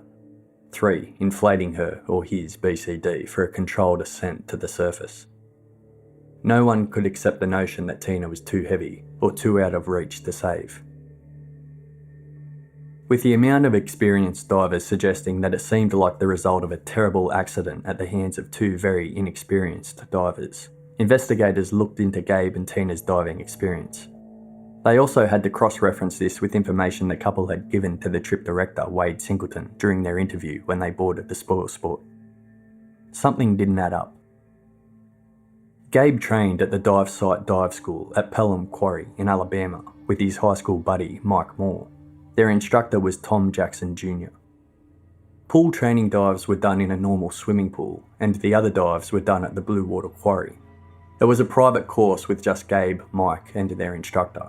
They paid extra for the accelerated course. To become certified, you have to do 4 open water dives in water deeper than 8 metres, 25 feet. But this didn't mean in the open water of the ocean. These open water dives were within the quarry in which they had built timber structures to create separate pools. Although very cold, the disused quarry has great visibility, no current, and is often described as very easy to dive. At the bottom there are old cars, a school bus, fire truck, and various structures to explore as you dive. Gabe's first dive was recorded in his logbook as a snorkel. Another was listed as being done in the aquarium at Disneyland. He then received his certification over 4 dives, 2 at the quarry and 2 in Florida at Morrison Springs, an inland spring dive site, also not in true open water, but enough to be certified. His underwater training at that point had been a total of 157 minutes. Gabe then moved on to some ocean shipwreck dives in Florida before he and Mike returned to Blue Water Quarry to train with Tom Jackson Jr. again. This time they trained for their advanced open water, nitrox and rescue diver certificates. During their rescue diver training, they practiced saving each other and bringing each other up to the surface with the 3 easy steps. Mike, however, said he didn't think the rescue training was anywhere near enough to get the skills required. Agency standards allow instructors to teach the minimum standards, but that can mean their students are poorly prepared for diving the open ocean or great depths. Gabe then did some more ocean dives at wrecks in Florida, and he and Mike took a diving trip to Mexico. Tina followed in Gabe's footsteps and decided to get her diving certificate in early 2003 so that she could go diving with Gabe on their honeymoon. She spent $1,850 on scuba gear before she even started, so she was adamant she was going scuba diving. The first day of her course was one-on-one with Tom Jackson Jr. in a pool. Jackson described her as extremely panicky. The next day, Tina didn't even show up. When Jackson called her, she said she found her mask difficult. He enticed her back and did numerous one-on-one pool dives with her to get her confidence up. When she had to move out of the pool into the open water training in the quarry, she was in a group. The dive master, Ss Young, who was assisting Tina's training, said that when they started in the 4-metre enclosed pool, she held the side and would not move into the centre. The group then moved to the open quarry and descended 20 feet. Ss Young, quote, "I had taken a position directly behind Tina, as I had identified her as the student most likely to have problems. During a section of the training where students had to perform basic dive skills, Tina panicked and shot towards the surface. My job at that point was to assure that her ascent was done at a controlled speed and to make sure she had a functioning regulator in her mouth." Tina did improve after more lessons and went on to receive her certification. Police had no choice but to investigate Mike Ball diving expeditions. There were questions over whether the company had breached laws and been negligent permitting Gabe and Tina to dive the Young Gala. As we mentioned before, the company breaks divers down into a traffic light system and uses this system to implement what is known as the safe Scuba system. In direct relation to each diver's experience and abilities, they are categorized as a green, yellow or red diver. As well as this, each dive itself is categorized as a green, yellow or red dive. That way, for example, a green diver who has the least experience is only able to do a green dive unless they are under supervision. They determine a diver's colour by conducting the personal interview, as well as having the diver fill out a form detailing their experience. They also check the diver's qualifications and go over their logbooks. Once these are all completed, the trip director labels the diver and their tanks with coloured tags to signify to other staff what level the diver is. The traffic light system says, a green diver is someone who has completed less than 15 ocean dives. They can dive in conditions of less than half a metre swell and a minimum current. A green diver must do a reef and wreck orientation dive. First night dive must be an orientation dive. Orientation dives can only be conducted by an insured Mike Ball dive experienced dive staff member, not regular crew. After the orientation dive, if the diver is assessed with marginal skills, they cannot do a dive without supervision. If they are assessed with good skills, no further supervision for green divers is required. A yellow diver is someone who has completed between 15 and 50 ocean dives. They can dive in conditions of less than 1 metre swells and a moderate current. A yellow diver must attend the orientation briefing and debriefing prior to first dive. A red diver is someone who has completed more than 50 ocean dives. They can dive in conditions of more than 1 metre swell and a strong current up to 20 knots. A red diver can still be required to undertake orientation dives. The Young Gala shipwreck dive was regarded as a red dive. When Gabe and Tina were interviewed, they handed over their logbooks and they completed their forms. The form asked Tina and Gabe how many dives they had completed, not how many ocean dives. Gabe wrote 55 dives for himself. His logbook stated 56 dives, but one being the snorkel wasn't included. This put him into the red diver category, and as a result, he had little questioning from Wade. But there was a problem with that. The amount of ocean dives Gabe had completed was only 15. These were all supervised, and he had not dived in the open ocean for over 4 years. Gabe didn't reveal any of this in his interview, and Wade didn't ask. Gabe's average dive depth was 46 feet or 14 metres. Half of Gabe's dives were less than 10 minutes, and half his dives were at a depth of less than 30 feet, 9 metres. Of Gabe's 55 dives, only 13 had been completed without supervision. In reality, Gabe was a green diver. He may have just crossed over into yellow, but he certainly wasn't a red diver. Tina's logbook showed she had completed 5 dives since her training, approximately 90 minutes dive time in total, all dives under 30 feet or 9 metres, and no ocean dives whatsoever. Tina's 3 training dives were all listed as aborted dives.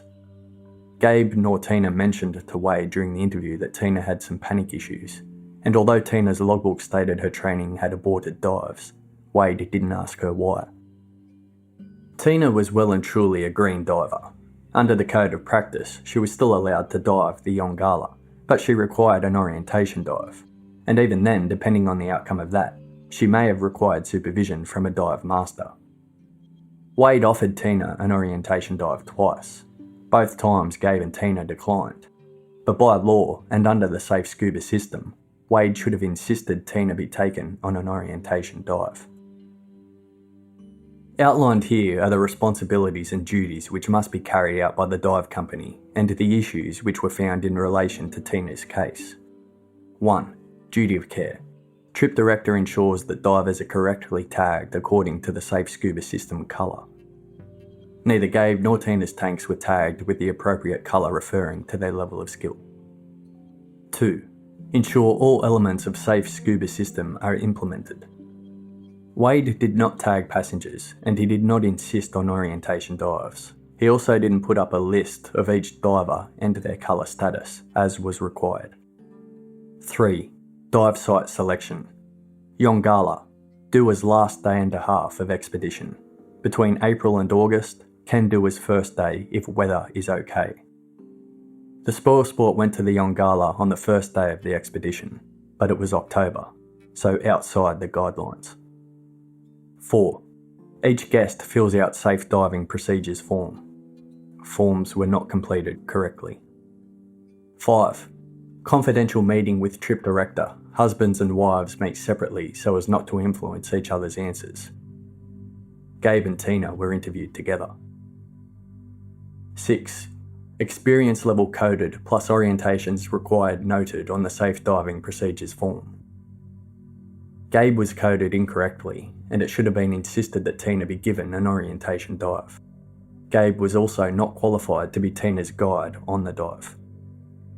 The manual also states that if a person refuses to do an orientation dive as required by the safe scuba system, then they must sign a form that warns them of the consequences. For example, death. Tina didn't sign a waiver form.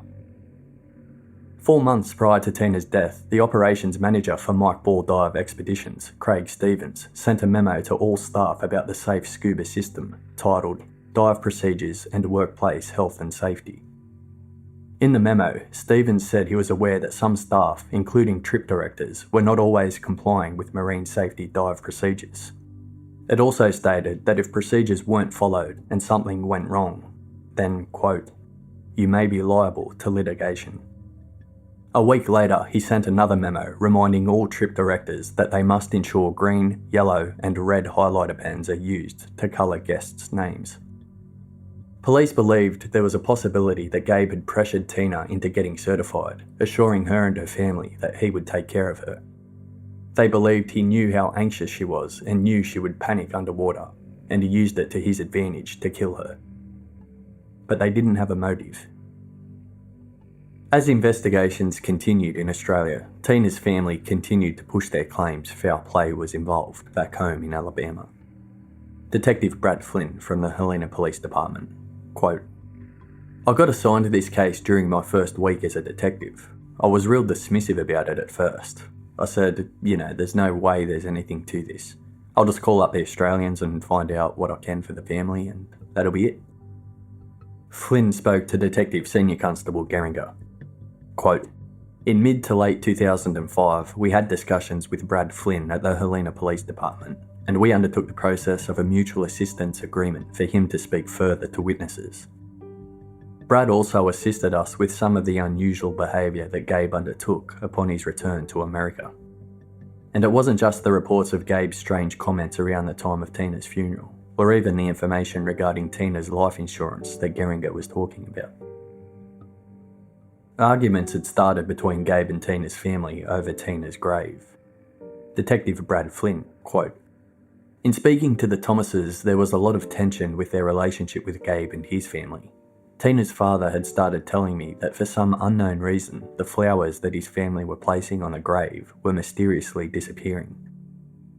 Tommy Thomas told Flynn that every weekend he would visit Tina's grave and place flowers there, but by Monday or Tuesday, they would be gone. Tommy said, we were pretty suspicious of it being him, but the fact of the matter is, why would he do such a thing? It didn't make sense. Detective Flynn, I get a call shortly thereafter that Gabe had served notice that he wanted Tina moved. What? Why would you want to exhume your recently dead wife's body? Why? Well, he wants to put it in a plot that he owns. Okay, where is the plot that he owns? About 100 yards away. I had to go to the cemetery and videotape it. It was a cold, blustery, rainy day, and it was like there was a higher power saying, I am not happy with what's happening here. Tommy Thomas. The day that happened was one of the worst days of my life. Gabe didn't come. His father showed up with his friend, and the two of them just kind of nonchalantly sat around while my daughter was dug up, loaded on the back of a dump truck, and moved. My thoughts kept thinking, God, Tina, I cannot believe if you're there and you're watching, that you're having to see this. Detective Flynn. After she was moved to the other plot, the flowers continued mysteriously disappearing. I needed to know who was doing it, so I set up a surveillance operation in the cemetery about 50 yards away and camped out for a couple of days, and waited and waited and waited. And finally I got what I expected. Gabe pulls out a set of 3-foot bolt cutters, spends the next 10 minutes working on the cable. Finally you can see him pull the stake up, grab the flowers, tosses them in the street, tosses the cable in the garbage can, and drives away. And I was just numb. Every emotion in my body was exploding. Does looking at that video make me say that Gabe Watson killed her? No, I can't say that. Does looking at that video make me think that his priorities are way out of line? And that obviously there is some deep-seated animosity and hatred towards the Thomas family that maybe we underestimated? Absolutely. Does it make me look at him from a different perspective? You'd better believe it. According to Gabe's lawyer, Gabe had meticulously cared for Tina's grave and took great care of it. He claimed that Tina didn't like plastic flowers, so he was removing them for her. Gabe's lawyer would also later argue that Gabe removed the plastic flowers not because of animosity towards his wife, but because of animosity towards his in-laws, who were calling him a murderer. Back in Australia, the investigation into Tina's death had developed a theory. Detective Senior Constable Geringer, quote, when we first embarked on the investigation, my initial thoughts were this was just a tragic drowning. We spent a couple of years investigating, and as much as we followed the evidence, we couldn't corroborate Gabe's version. Detective Sergeant Campbell, quote, we kept coming up with all these lies from Gabe, and our suspicions were growing substantially to the point that we believed that Gabe Watson had murdered Tina on their honeymoon at the shipwreck Ss Young Gala. I believe Gabe claimed there was a problem with his dive computer to get Tina back out of the water and back to the spoil sport. That enabled the majority of divers to progress through the dive site, and thereby there were fewer witnesses as to what was going to unfold. When they re-entered the water, Gabe has taken Tina far enough away out of what he perceived to be the visible range of other divers. Police completed test dives and numerous reenactments, including reenactments at the Young Gala. They tested whether it was possible to turn someone's air off under the conditions and within the time frame. Detective Sergeant Campbell, quote, I believe Gabe has pulled Tina face first onto his chest, and from there he has turned her air off.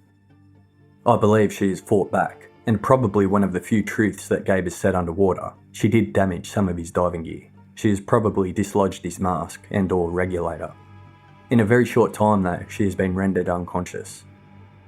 He then realises that he has to turn her air back on, and he swims down onto her descending body and turns her air tank back on. And this is the observations of Dr. Stutz, who observed Tina and Gabe underwater. We tested our theory that someone of Gabe's build could embrace someone of Tina's build and turn off or on the air tank, and we determined that it could be done. We thought we could show the means and opportunity in which Gabe had taken Tina's life, but we thought that we were lacking substantially in a motive. Around this time in 2005, Gabe had taken legal action in Alabama's Jefferson County Circuit Court to recoup the cost of their trip after the travel insurance company refused to pay out. Gabe was seeking $45,000 for the accidental death, plus compensation for trip interruption, medical expenses, phone calls, taxi fares, fees for extra credit card statements, and unspecified punitive damages for mental and emotional anguish. The action was dismissed by the court some years later, in May 2008. It was dismissed at Gabe's request, on the grounds the Australian investigation into his wife's death caused him to reasonably apprehend that he risked self-incrimination in the case. Gabe's Australian legal team had suggested to Gabe that it was not in his best interest to pursue the insurance damages claim. After citing the ongoing Australian investigation and risk of self-incrimination, Gabe's US-based lawyer, Bob Austin, added that Gabe would not be going back to Australia voluntarily. The following section quotes from the ABC news program Death Down Under. Detective Flynn. There was a need for Queensland detectives to come here, but when we started to present that to some of the superiors down there in Australia, there was a lot of reluctance, their feeling being that this was just a tragic accident. It took several years of the Australian investigation team pushing and not giving up. We finally got the approval they needed to be able to say, okay, look, we believe it does deserve a good, hard second look. Go do it. It was over 2 years after Tina's death that investigators from Operation Charlie Oswald flew to Alabama to meet Detective Flynn and interview further witnesses. Detective Sergeant Campbell, quote, "When we were conducting our inquiries in America, we came across several witnesses who had witnessed some, for want of a better word, low-level forms of domestic violence by Gabe towards Tina. In a sense that they never viewed any physical assaults, but controlling behaviour. They were at a pizza shop one day and Tina hadn't done exactly what Gabe had wanted, and he entered into the pizza shop and picked up some pizza and threw it at her. The information we had from various witnesses was that Gabe had purchased an engagement ring, had told her about it, had even shown her where it was sitting inside his unit, and told her she wasn't allowed to have it until basically he was ready to give it to her."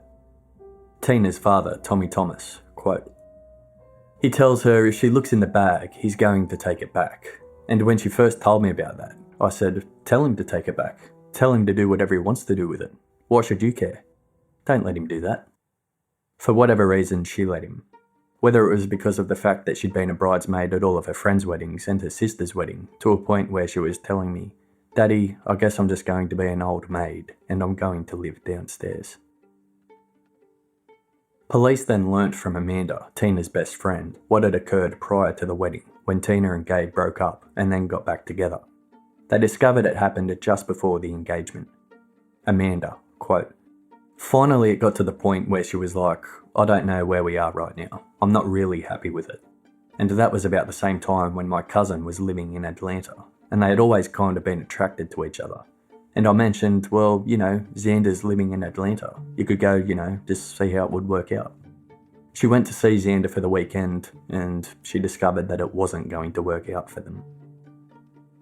Gabe found out about this, and he was furious.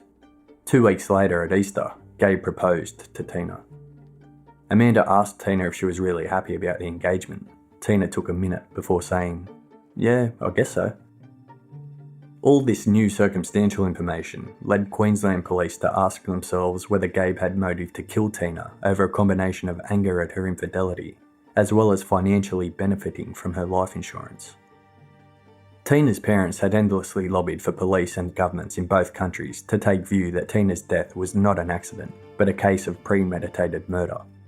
Letters were written to the Queensland Police Commissioner, a US Congressman, a US Senator, and the Helena Police Chief, urging them to have the matter investigated as a murder.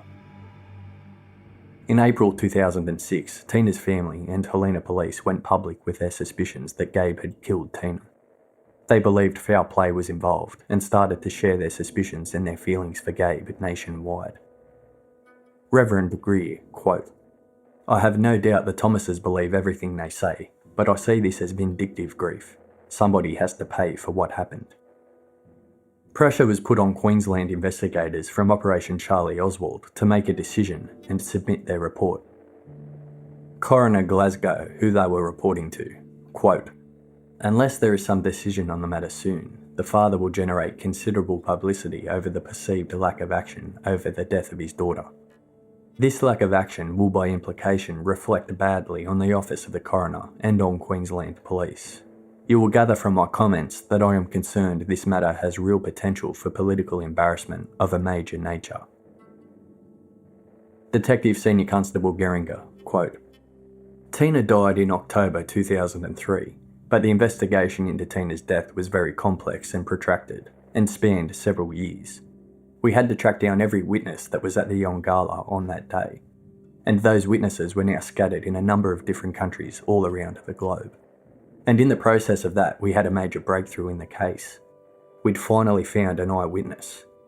Dr. Stanley Stutz was one of the doctors who attempted to revive Tina when she'd been brought to the surface." Detective Flynn from Helena Police, Alabama, had flown to Boston and interviewed Dr. Stanley Stutz. This is the witness who saw a diver who we thought was Gabe giving another diver, who we thought was Tina, a bear hug.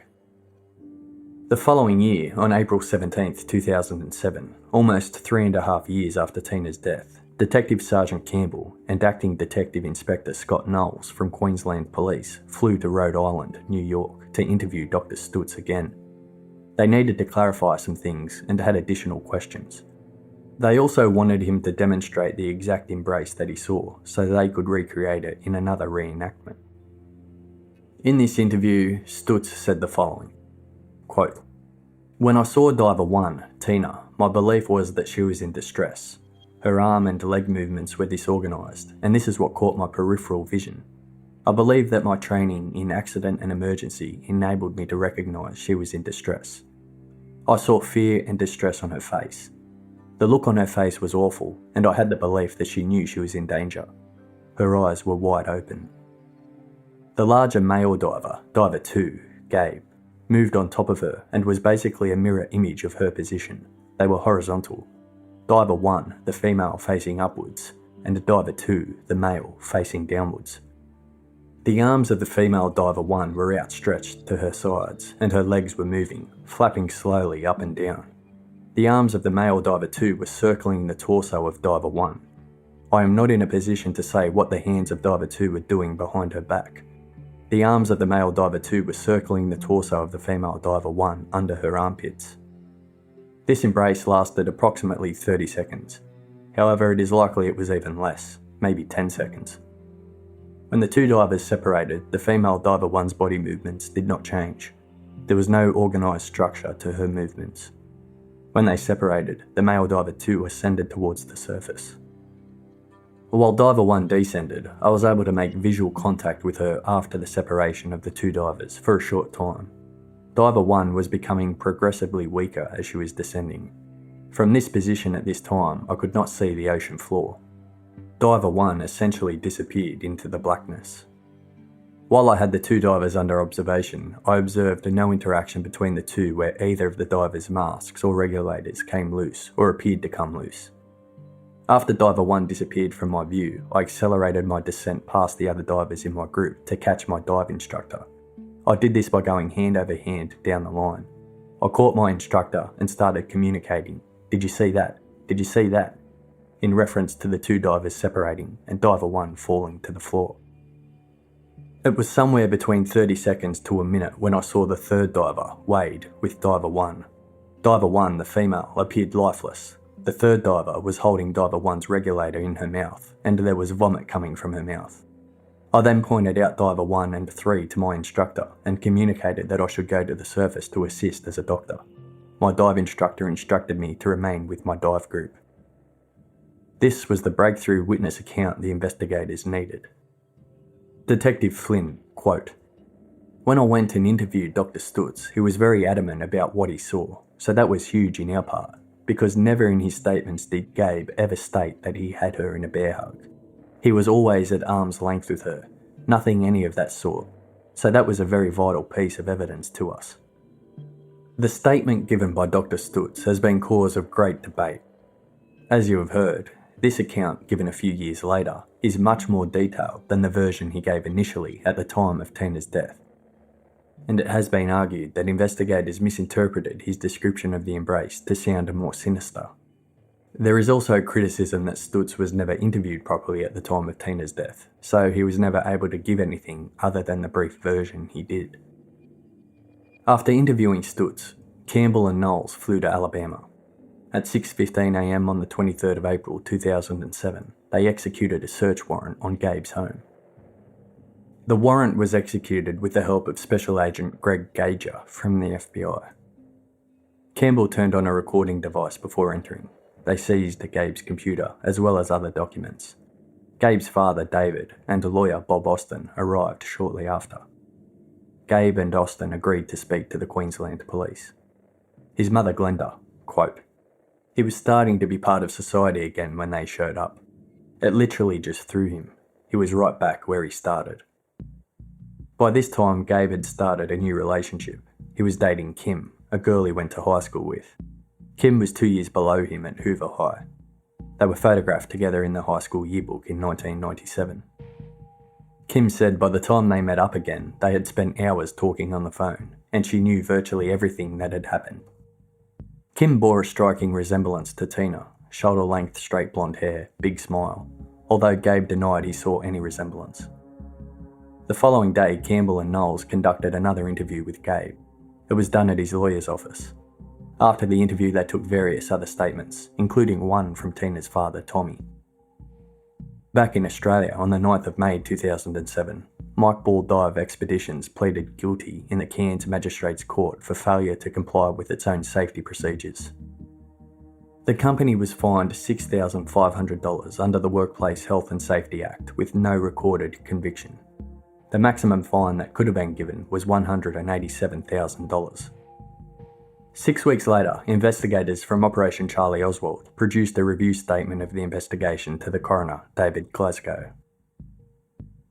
After reading the report submitted by police, the coroner, David Glasgow, called an inquest into the death of Tina Watson. The investigation was criticised by some people for taking so long, but Coroner Glasgow commended the investigation. Quote, "Upon being fully resourced, Detective Gary Campbell has produced to my inquiry as detailed and complete a picture as I have seen in my role as coroner." The inquest started in the Townsville Coroner's Court on November 13, 2007, 4 years following Tina's death. It ran for 11 days, then returned for 2 days in January and again in April and June. The coroner finally passed down his findings 7 months later, on June 20, 2008. He deliberated a considerable amount. More than 65 witnesses from around the world gave testimony in person or by telephone. Gabe Watson chose not to appear before the inquest, but he was represented by Mr. Steve Zillman. Tina's parents, Tommy and Cindy, were represented by Mr. Harvey Walters. Gabe's counsel submitted that Gabe did not in fact give numerous versions of the events of the fatal dive, and the suggestion of multiple and inconsistent versions was not accurate. Coroner Glasgow, quote, "I have spent considerable time reviewing Gabe's written and oral statements, including the video records, and have noted many inconsistencies, which in some instances were clarified to some extent in a later interview, and others not." Gabe's counsel submitted that there is no logical and identifiable motive that might be able to explain this death as one of murder, and that police had misinterpreted evidence and witnesses were inconsistent. To quote the defence, "Police investigators have at some point determined that Gabe was guilty of murder and have endeavoured to construct a case to that end, rather than to simply gather evidence." The coroner's response, "I have seen no evidence of that.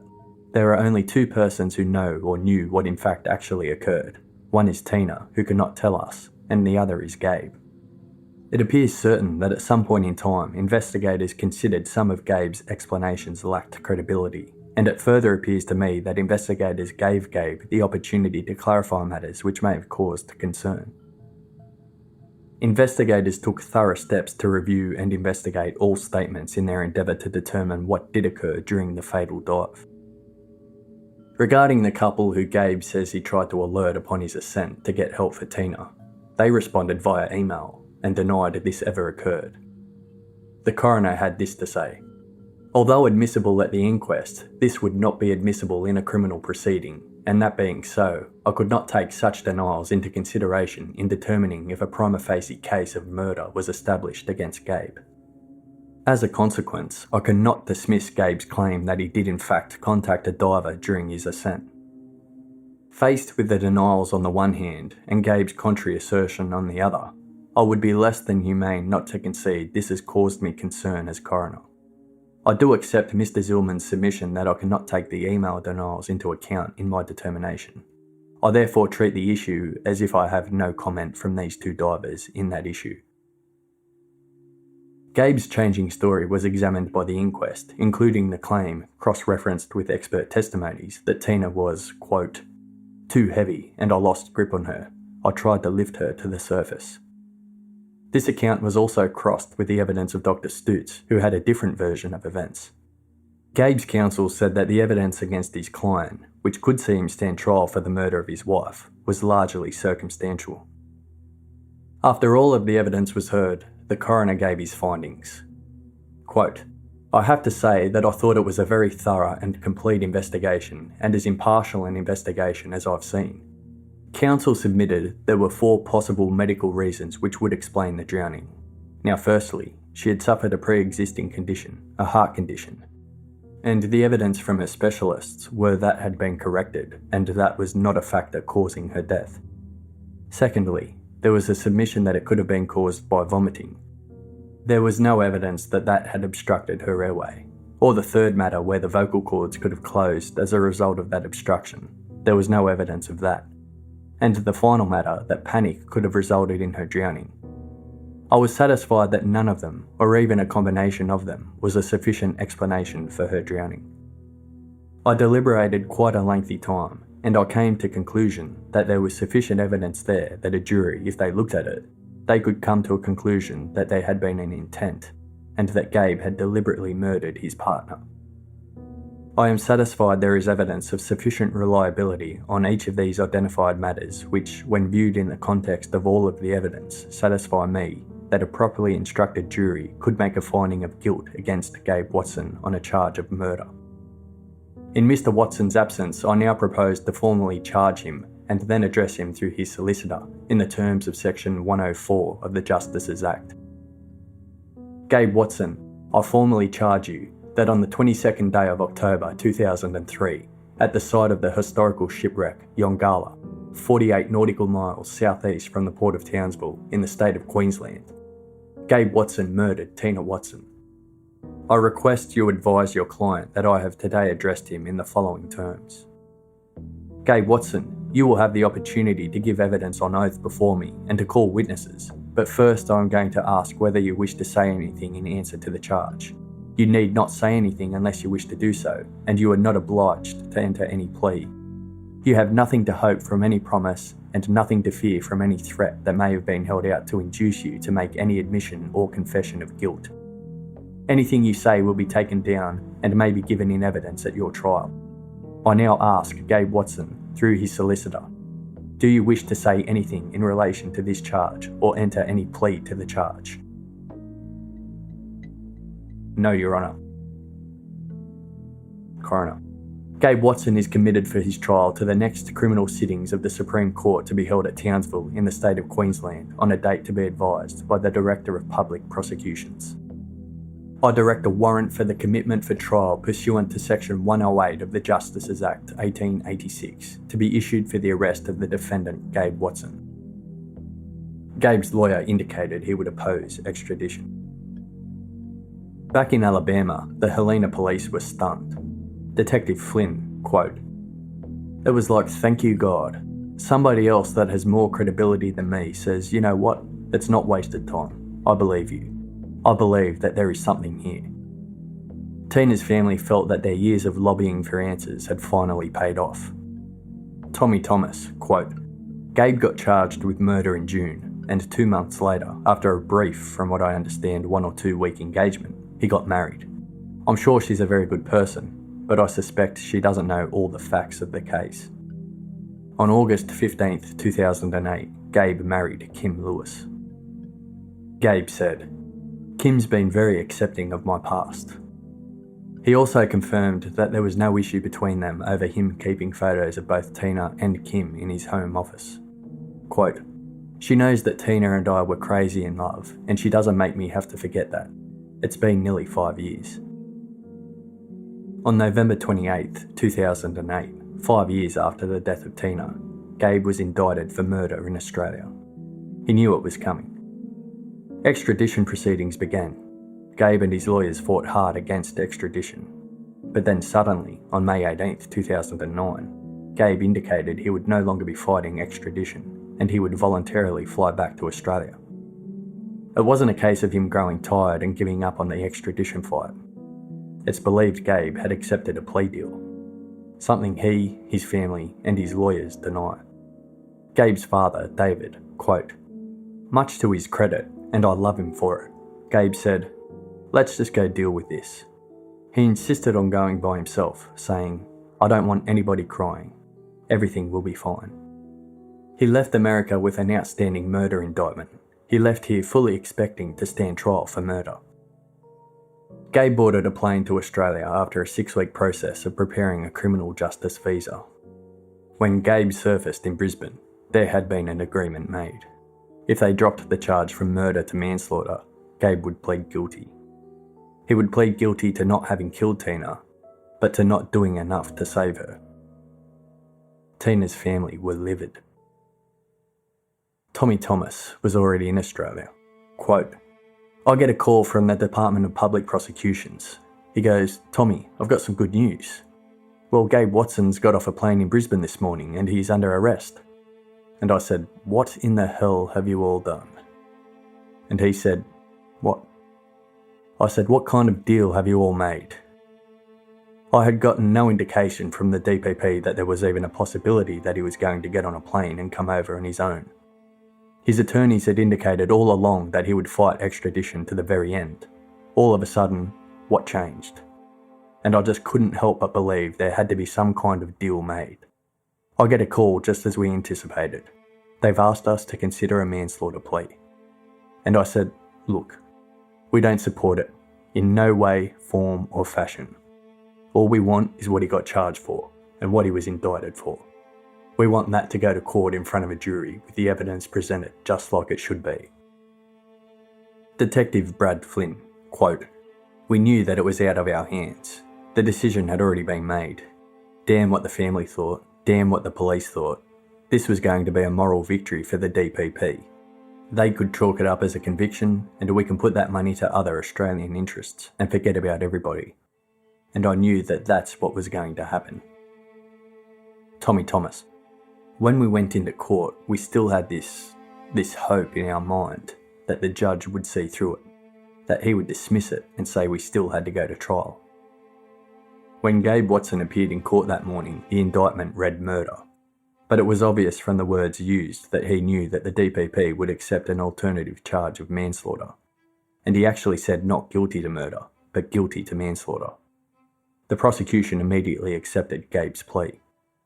The Queensland DPP stated that Gabe Watson's manslaughter plea was accepted after a careful and thorough examination of the admissible evidence.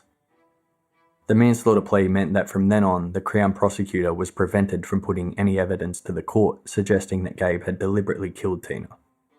Instead, the basis of their case was that he'd failed in his duty to her as her dive buddy and had just left her to die.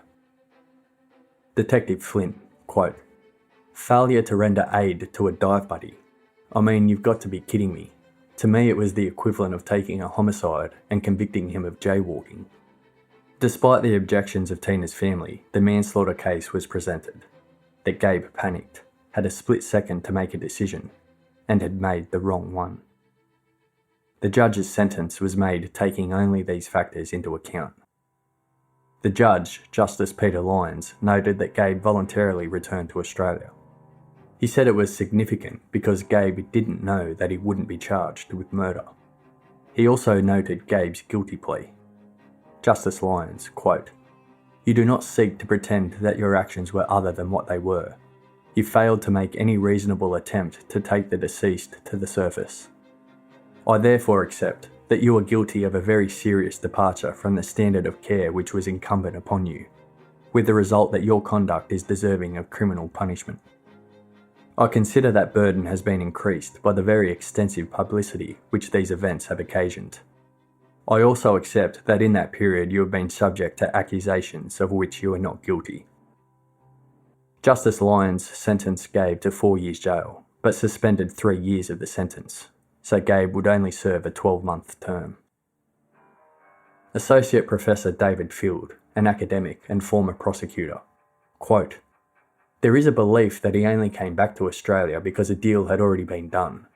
That in itself isn't a bad thing if the evidence only pointed to manslaughter.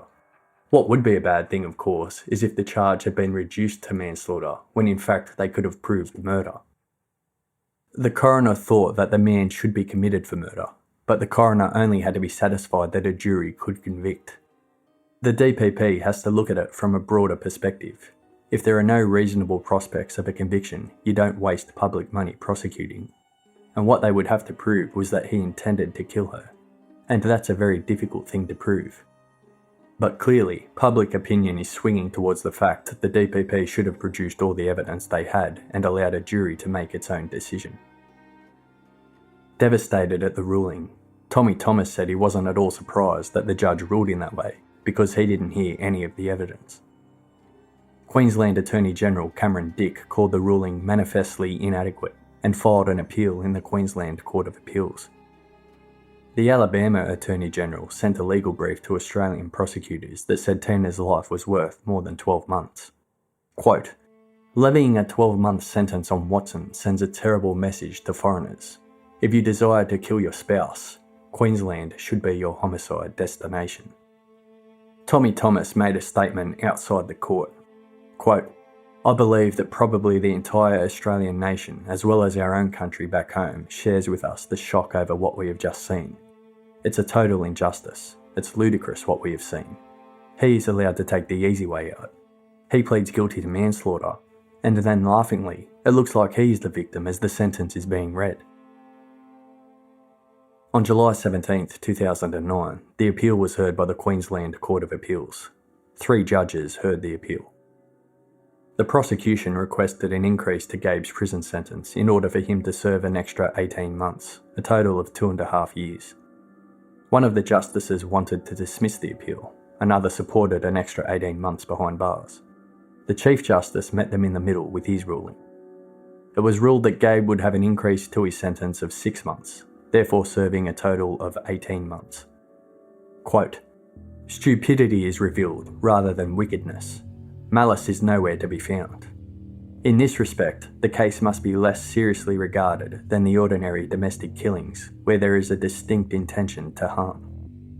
Detective Flynn, quote, "When we got back from the sentencing, Tommy and I looked at each other, and I said, 'I'm not done. We're not done. Now it's my turn. I'm going to see what I can do in my backyard with my rules, with my people behind me, and let's see where we go." The Attorney General in the state of Alabama, Troy King, quote, "I don't believe that a man who drowns his wife should be shown leniency, and that's what is my perception happened.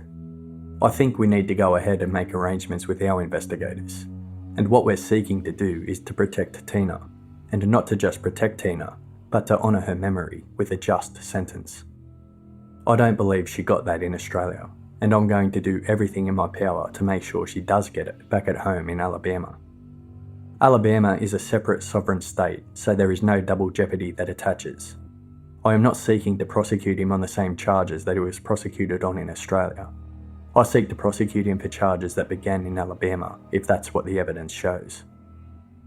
What the Attorney General, Detective Flynn, Tina's family and their lawyers were looking at was, even though Tina's death occurred in Australia, if any elements of the crime were planned in Alabama, conspired in Alabama and executed in Alabama, then they may be able to hold Gabe criminally responsible for that. Don Valeska, Assistant Attorney General, quote, "Every jury in Alabama, in my opinion, could see how this case went down, how it started here and culminated off the Barrier Reef where Tina died. Now I cannot promise you 100%, no prosecutor can. If you want a percentage, I'd say I'm 85% convinced that I can win this case." They planned to charge Gabe with 2 counts, capital murder and kidnapping with trickery, alleging Gabe tricked Tina into training to dive, tricked her into going diving in Australia, and tricked her to go diving that day. In the state of Alabama, a person found guilty of murder can face the death penalty. Not only can they face the death penalty, Alabama is the only remaining state in the United States that allows a judge to overrule the jury and impose the death penalty themselves. On the topic of capital punishment, the Attorney General said, "Alabama is not a barbaric state that's looking to execute innocent people. Alabama is a justice-loving state that believes when its citizens are harmed, the people who are responsible should face a just sentence in a court of law." They started requesting all details, evidence and findings from the Australian investigation, including the coroner's inquiry. Tommy Thomas, quote, "There are so many horrific visions of what happened to our daughter. I should have figured out some way to stop her from marrying him. And I should have protected her because that's what fathers are supposed to do. And I'm doing everything that I know to do now to try and get justice for her and to make up for that. The justice that she deserves. In all of this, as bad as everything has been, Wade Singleton's been my hero because he tried to save my daughter. He did everything he could to bring her up from the surface. He got her up as quickly as possible. He even helped in the resuscitation attempts. He did everything he could do. What Gabe should have done." At that point, Gabe's family and their attorneys were well aware what Tommy and the Attorney General were threatening. Gabe's father, David, quote, "I think we were aware the Thomases and Troy King were conspiring, but I'm not sure I appreciated the significance at that time. I was still under the impression he would come home and we would begin to put our lives back together. It's scary." Gabe's family were advised by their lawyers to keep quiet and wait it out. Tina's family had been so vocal, campaigning for years and years, and the Watsons felt that they had just sat in the background and weren't doing anything. David Watson, quote, "I'd be reluctant to go against our attorneys, but in my heart I think, had we been just as vocal and just as outspoken, would it have changed anything? We really felt like we were giving Tina a measure of respect by not engaging in this. We're scared to death. That keeps me awake at night. But now Attorney General Troy King, without knowing anything about the case, wants to put my son to death. It's time to speak out. I don't think Gabe will get justice in Alabama because I think far too many people have already made their mind up if he's guilty of murder, and the Attorney General, who is of course elected, is just going along with that." Gabe's friends said things like, "Never in a million years would anybody who knows Gabe think he did this," and "There's never been a doubt in my mind that this was anything other than an accident. Gabe had a boat, a lake house. He was not in need of money. He had investments. He was making better than the average Joe, and he never cared about money." Gabe's mother, Glenda, quote, "He was found not guilty of murder. Any blame has been paid for. His whole life has been in upheaval. His name has been slandered. His whole personality has been on public display, and it has not been accurate. I want nothing more than for Gabe to come back to Birmingham, salvage his reputation, and get on with his life." Just before Gabe's release in Australia, the Queensland Attorney General refused to hand over any evidence that could lead to Gabe being convicted in the state of Alabama. They were very vocal about the fact that the death penalty no longer existed in Australia, therefore they wouldn't be handing over any evidence unless the state of Alabama took the death penalty off the table. Attorney General Troy King wasn't happy. He felt that the Attorney General's office in Queensland were obstructing a criminal process in Alabama, but he did agree to take the death penalty off the table. On October 22, 2010, 7 years to the day after Tina boarded the spoil sport, Alabama state prosecutors obtained the 2 capital indictments against Gabe Watson in Jefferson County. Gabe was released from prison on November 11, 2010. He was transported to an immigration detention centre in Melbourne until an official written statement confirming he would not face the death penalty if convicted was received by Australian authorities. On November 25, 2010, Gabe was deported to the US and then charged with capital murder and kidnapping with trickery. Once Gabe arrived home, he remained in custody for almost 3 weeks until his bond hearing in the Jefferson County Courthouse in Birmingham, Alabama. At the hearing, the court heard that Gabe's motive for murder was financial gain and that he had planned the murder in the state of Alabama. They heard that in the week of their wedding, Gabe asked Tina to increase her life insurance policy by more than 3 times and to make him the beneficiary. The judge told the prosecution, quote, "Motive is not sufficient to convict somebody. You gotta have some facts." Gabe was released on a $100,000 bond by Judge Tommy Nail. The bond included additional conditions. Gabe had to wear an electronic monitoring device and obey evening curfews. The murder trial was set to commence on May 23, 2011.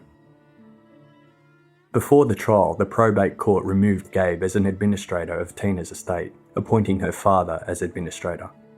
After leaving her grave unmarked for almost 3 years until 2009, in light of the incident exhuming her body earlier, Gabe was ordered to stay away from her grave. As administrator, Tommy requested personal effects of Tina's be returned to the family. Gabe appealed against the ruling and refused to provide the court with a list of Tina's possessions and refused to hand back photographs or possessions. On April 7, 2011, a month before the trial was due to begin, Circuit Judge Tommy Nail indefinitely postponed the trial after state cutbacks left Alabama courts short on security.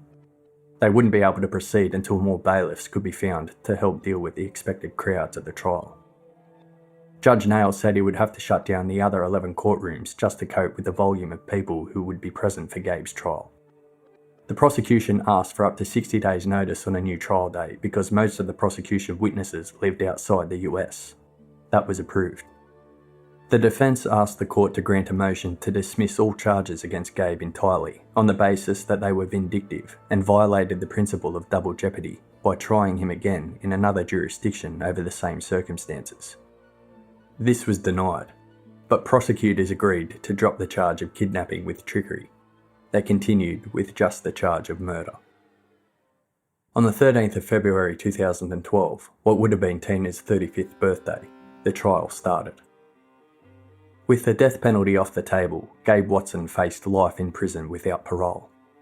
The trial was expected to last 3 weeks, and expected around 10 Australian witnesses to fly over for their testimonies, including Queensland police detectives and dive experts. Outside press from all over the world had assembled. Gabe sat emotionless in the packed courtroom while the prosecution and defence both delivered their opening statements. Kim, Gabe's wife, sat by him every day. One by one, the prosecution called their witnesses. Dive experts, friends and family, Wade Singleton, Ken Snyder and others. The defence argued to keep the video of Gabe destroying flowers at Tina's graveside out of court. The prosecution tried to keep them in. Quote, "These are the defendant's own actions caught on videotape, vandalising his dead wife's grave." The judge ruled against the prosecution and said that any evidence of Gabe's behaviour following Tina's death was inadmissible.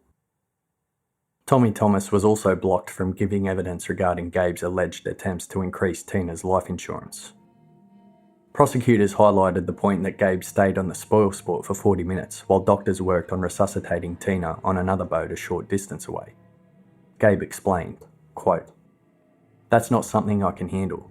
I don't ever want to see one of my loved ones being worked on like that. Ever."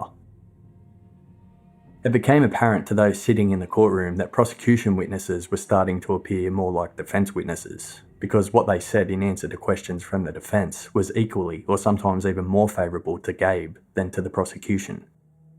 The defence was starting to run the show. Then Mike Moore took the stand, Gabe's old friend who he had done his dive training with. Mike confirmed all the diving they had done together, and confirmed that he and Gabe practiced rescuing distressed and unconscious divers as part of their rescue certification course. Mike testified that both he and Gabe did open water dives in Florida and Mexico, where they made drift dives in brisk current, dove to a depth of 50 feet, and struggled with visibility of less than a metre. Mike Moore, quote, "We had to go and get a diver sitting on the bottom and inflate their BCD to get them. Gabe and I did it to each other." Jurors then heard the interview where Gabe told Queensland Police he had not been trained to bring anyone to the surface in his rescue course.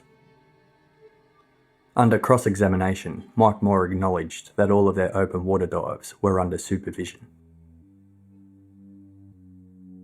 On February 23, 2012, 10 days into the trial, the prosecution rested. After the prosecution finished presenting their case, the defence made a motion for an acquittal, saying the prosecution had not produced enough evidence. This is a common occurrence. The defence often tries to get the case dismissed before they present their argument, although it's rare for a judge to agree with the defence and grant an acquittal. But in this case, Judge Nail agreed with the defence. Quote, "The only way to convict this man of capital murder is to use speculation and conjecture. The state has failed to establish an intentional killing. This case is dismissed." Gabe covered his face with his hands and visibly sighed in shock as the judge made his ruling. Loud cheering and clapping erupted in the court from Gabe's supporters. Gabe looked on the verge of tears as he embraced his lawyers and family. Gabe's defence attorney addressed the waiting press. Quote, "We all wanted justice. What little information that was presented by the prosecution, the judge determined just wasn't enough." Gabe's father, David Watson, quote, "Every court that had looked at this case determined my son did not intentionally kill his wife. I'm just so relieved. Hopefully he can put his life back together. I hope everyone can begin to heal. The rest of his life will determine his legacy. Gabe is a good kid." Tommy Thomas, quote, "There just seems to be a lot more protection for the accused than there does consideration for the victim." A week after his acquittal, Gabe sat in his attorney's office for an interview with the local Birmingham News. During that interview, Gabe said, quote, "I just came to the realisation one day that I did what I did. I can't change it, so I just have to accept it and go on with life. Never that I can remember, at least outside of friends and family, did I hear anyone say, 'I can't imagine what it would be like to lose your wife on your honeymoon.' I think that was totally forgotten." In relation to the incident of him removing flowers at Tina's grave, he said, quote, "Sitting here now, looking back at me then, I can say it was stupid. It was a bonehead move. It seemed rational then, with everything going on and my state of mind. Either people forgive and forget that, or they choose to remember that. I think there's been too much hurt on both sides, and I think it's time for everybody to get on with their lives." The trip director, Wade Singleton, quote, "I haven't been able to come up with an innocent explanation. I've tried. I've thought of different possibilities, but with the inconsistencies that were there, it just sort of rules it out. Unfortunately, I don't know if we are ever going to find out exactly what happened." After the judge acquitted Gabe, prosecutor Don Valeska spoke to some of the jurors. Quote, "I've just contacted some of the jurors. They've already spoken to the press here and said that if they had to vote on this case, Gabe would not be leaving the courthouse."